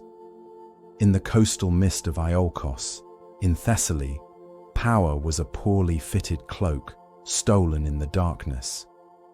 King Peleus sat on a throne that was not his, and the echo of a prophecy chilled his blood in his veins.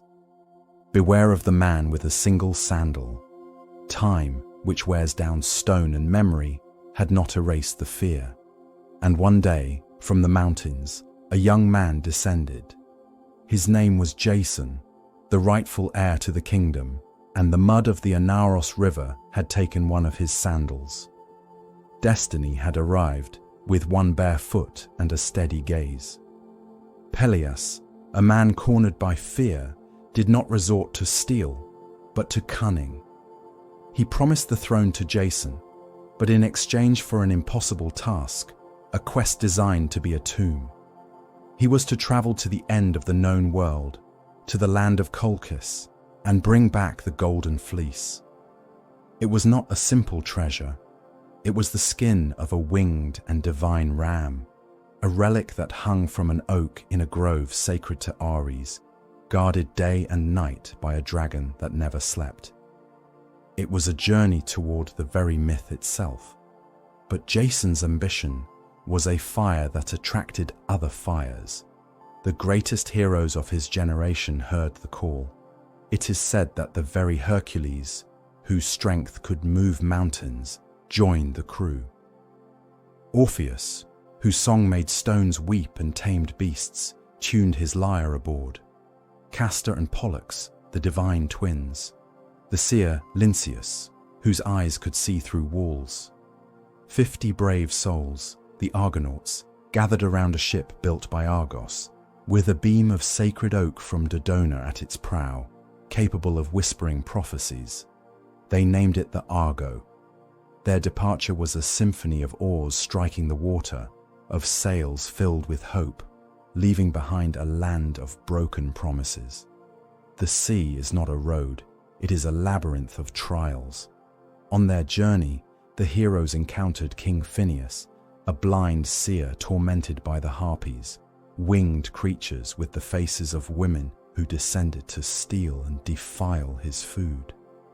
The stench of divine cruelty filled the air.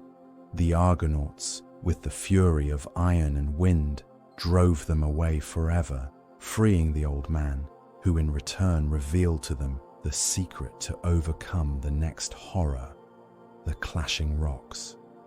They were two colossal, living rocks that crashed against each other incessantly, crushing any ship that dared to pass. Following Phineus's advice, they released a dove. The bird flew through the strait just as the rocks closed, losing only the feathers of its tail. That was the moment. The Argonauts rode with the strength of desperation, and the Argo passed as the rocks receded, barely feeling the brush of stone on its stern. The passage was left open forever. They had left a scar on the map of the world. Finally, the keel of the Argo kissed the black sands of Colchis. The air there was thick, ancient, laden with a magic that did not belong to Olympus. King Aetes, son of the sun, received the foreigners with a hospitality that was a thin layer of ice over an abyss of distrust. He agreed to hand over the fleece, but only if Jason accomplished impossible feats, to plough a field with 2 bulls, with bronze hooves that breathed fire, and to sow in the furrows the teeth of a dragon, from which an army of stone warriors would spring forth. Jason, standing before the king, felt the weight of his mortality. His courage was not enough. His strength was that of a man, not that of a god. But destiny sometimes is not forged with a sword, but with a whisper in the darkness. The daughter of Aeetes, the sorceress Medea, priestess of Hecate, saw Jason, and the gods ignited in her a love as violent as poison.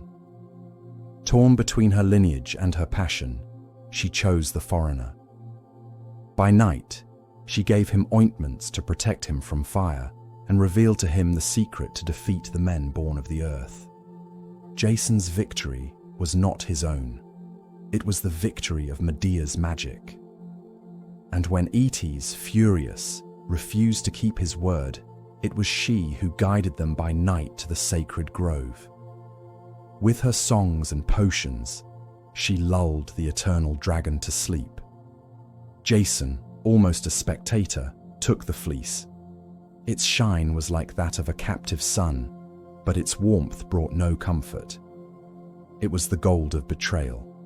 His escape was a stain of blood on the sea, for Medea, to delay her father, murdered her own brother and scattered his remains in the waves.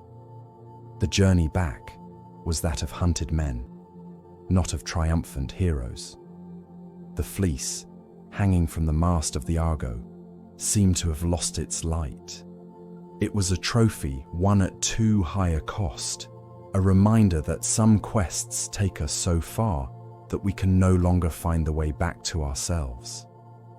Jason had obtained his prize, but in the process, he had unleashed a power much older and more terrible than any king or monster, that of a scorned woman with the knowledge of shadows.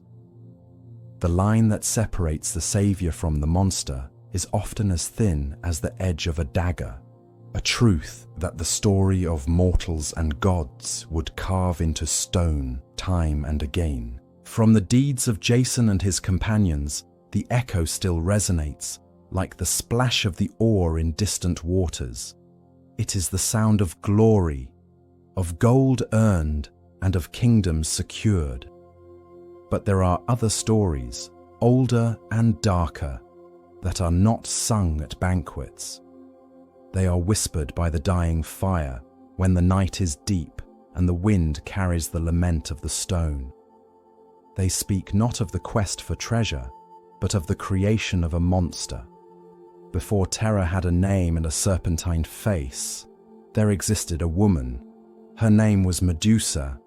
Her lineage was ancient, daughter of sea deities, but she walked the earth as a mortal, and her beauty was a silent prayer. She served in the temple of Athena, the goddess of grey eyes, in the Acropolis bathed in a golden and pure light. There, among the cold marble and the aroma of olive oil from the votive lamps, Medusa had made a vow of chastity. Her hair, it is said, was her greatest wonder, a dark cascade framing a face of almost divine serenity. The men who saw her averted their gaze, not out of fear, but out of a respect that bordered on adoration. But beauty, in the world of gods and men, is often a torch that attracts the moth of tragedy. Poseidon, the lord of tides and earthquakes, desired her. His longing was not the patient courtship, but the fury of a wave crashing against the shore. He did not wait at the door. He did not offer gifts. He burst into the sacred precinct of Athena, a place of calm and wisdom. And there, upon the marble floor that had been polished by the knees of the devoted, he took Medusa by force. The silence of the temple shattered. The echo of the desecration clung to the columns like ivy. When the god of the sea had departed, leaving behind only the scent of salt and desolation, Medusa lay broken. And then Athena appeared. The goddess did not see her defiled priestess, the victim of her own uncle's lust. She saw her temple profaned. Her wrath was not a warm fire, but an ice that burns. In her relentless and blind justice, she did not punish the god who was her equal, but the mortal who was her servant. Guilt, like a shadow, always seeks the most fragile body on which to settle. The transformation was a whispered horror. Medusa's beautiful hair twisted, thickened, taking on a life of its own. Each strand became a hissing viper, crowning her head with a nest of death. Her skin lost the warmth of life, acquiring the pallor of the moon on a starless night. And her eyes, which once reflected devotion, became wells of such deep sorrow that they turned to stone all that they gazed upon. The punishment was not only to make her monstrous, but to condemn her to absolute solitude. She would never again cross a gaze of comfort, of love, or of simple recognition. Her only company would be the garden of statues that grew around her, men, beasts, and heroes frozen in their last moment of terror. Years passed, measured not in seasons, but in the new figures of stone that populated her remote island. Medusa became a whispered myth, the Gorgon, a terror at the edges of the known world, until fate, that indifferent machinery, set another story in motion, that of Perseus, a young hero forced into an impossible mission, to bring back the head of Medusa to save his mother. Guided and armed by the same gods who had sealed the fate of the Gorgon, Perseus arrived at the Island of Silence. He did not look at her. He did not dare. He used the polished shield given to him by Athena as a mirror, a reflection of reality that allowed him to advance without succumbing. He saw in the bronze the face of tragedy, a woman asleep, with serpents gently writhing in her dream. Perhaps for a moment, the hero did not see a monster, but the echo of the maiden she once was. But pity had no place in his mission. With the adamantine sickle, in a single blow, he beheaded the Gorgon. There was no scream, only the end of a long suffering. From the open wound not only blood flowed, but Pegasus, the winged horse, and the giant Chrysaor were born. Life, strange and violent, emerging from death. Perseus kept the head, a terrible weapon born of divine injustice, and departed. Behind him, the island remained silent, populated by stone statues that would never again feel the sun. The story of Medusa is not that of a monster, but that of a victim turned into a weapon. Her petrifying gaze is the legacy of a god's wrath and the pain of a woman, and her head, even separated from her body, would continue to cast its shadow over the world, a perpetual reminder that the most terrible myths do not always arise from evil, but sometimes from a sorrow too great to be contained.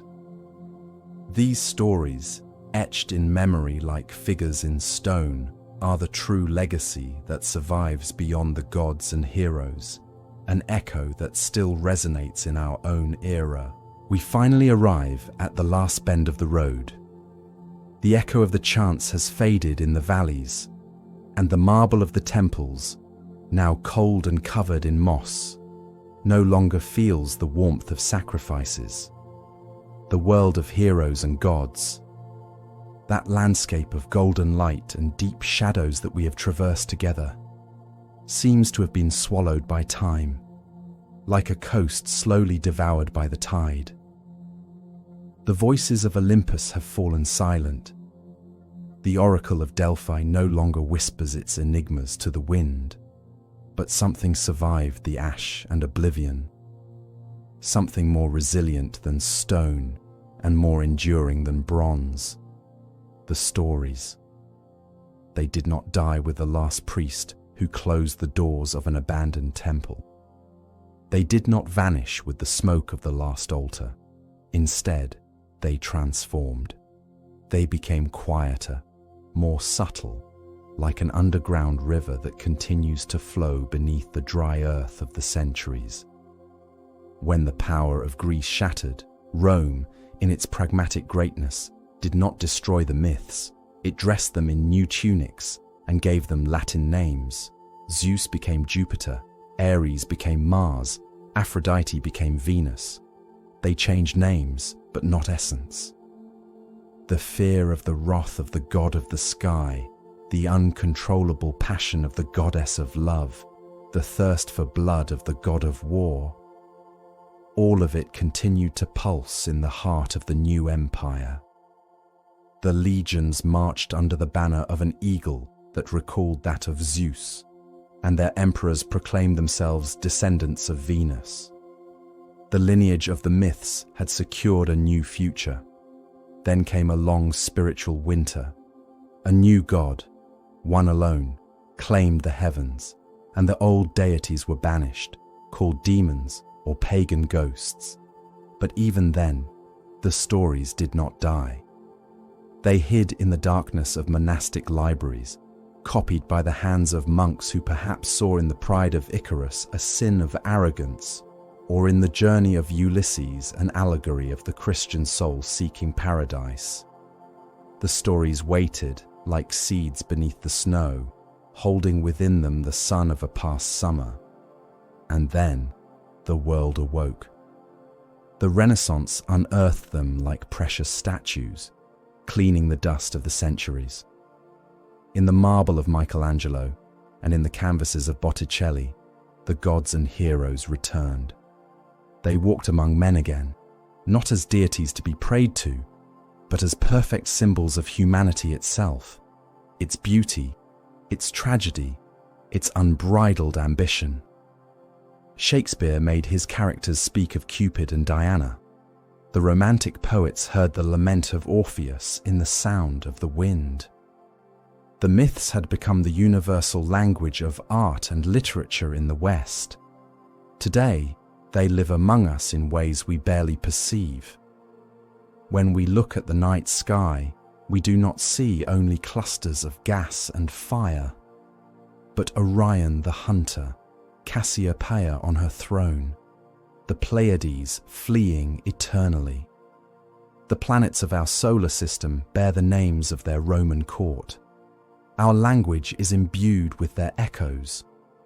We speak of an Achilles heel to name a fatal weakness, of panic that recalls the cry of the god Pan in the woods, of narcissism that reflects the tragedy of the young man who drowned in his own image.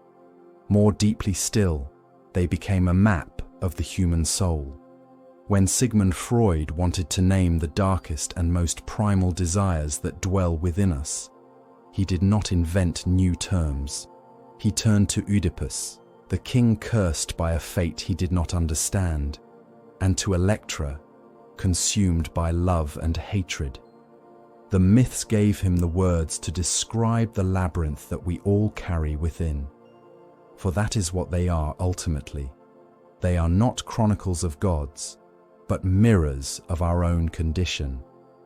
They taught us about hybris, that arrogance that precedes the fall, and about nemesis, the inevitable justice that follows. They spoke to us of love that defies death, like that of Orpheus, and of the futile yet worthy effort, like that of Sisyphus. And they told us, time and again, the story of the journey back home to oneself, which is the Odyssey of every human life. The gods are dead, yes. Their altars are cold, but the fire that Prometheus stole for humanity was not only the fire that warms the home and forges iron. It was also the fire of imagination, the fire of storytelling. And as long as that fire burns, as long as a human being sits in the light of a campfire or a screen to listen to a tale of courage, loss and hope, the myths of ancient Greece will continue to breathe.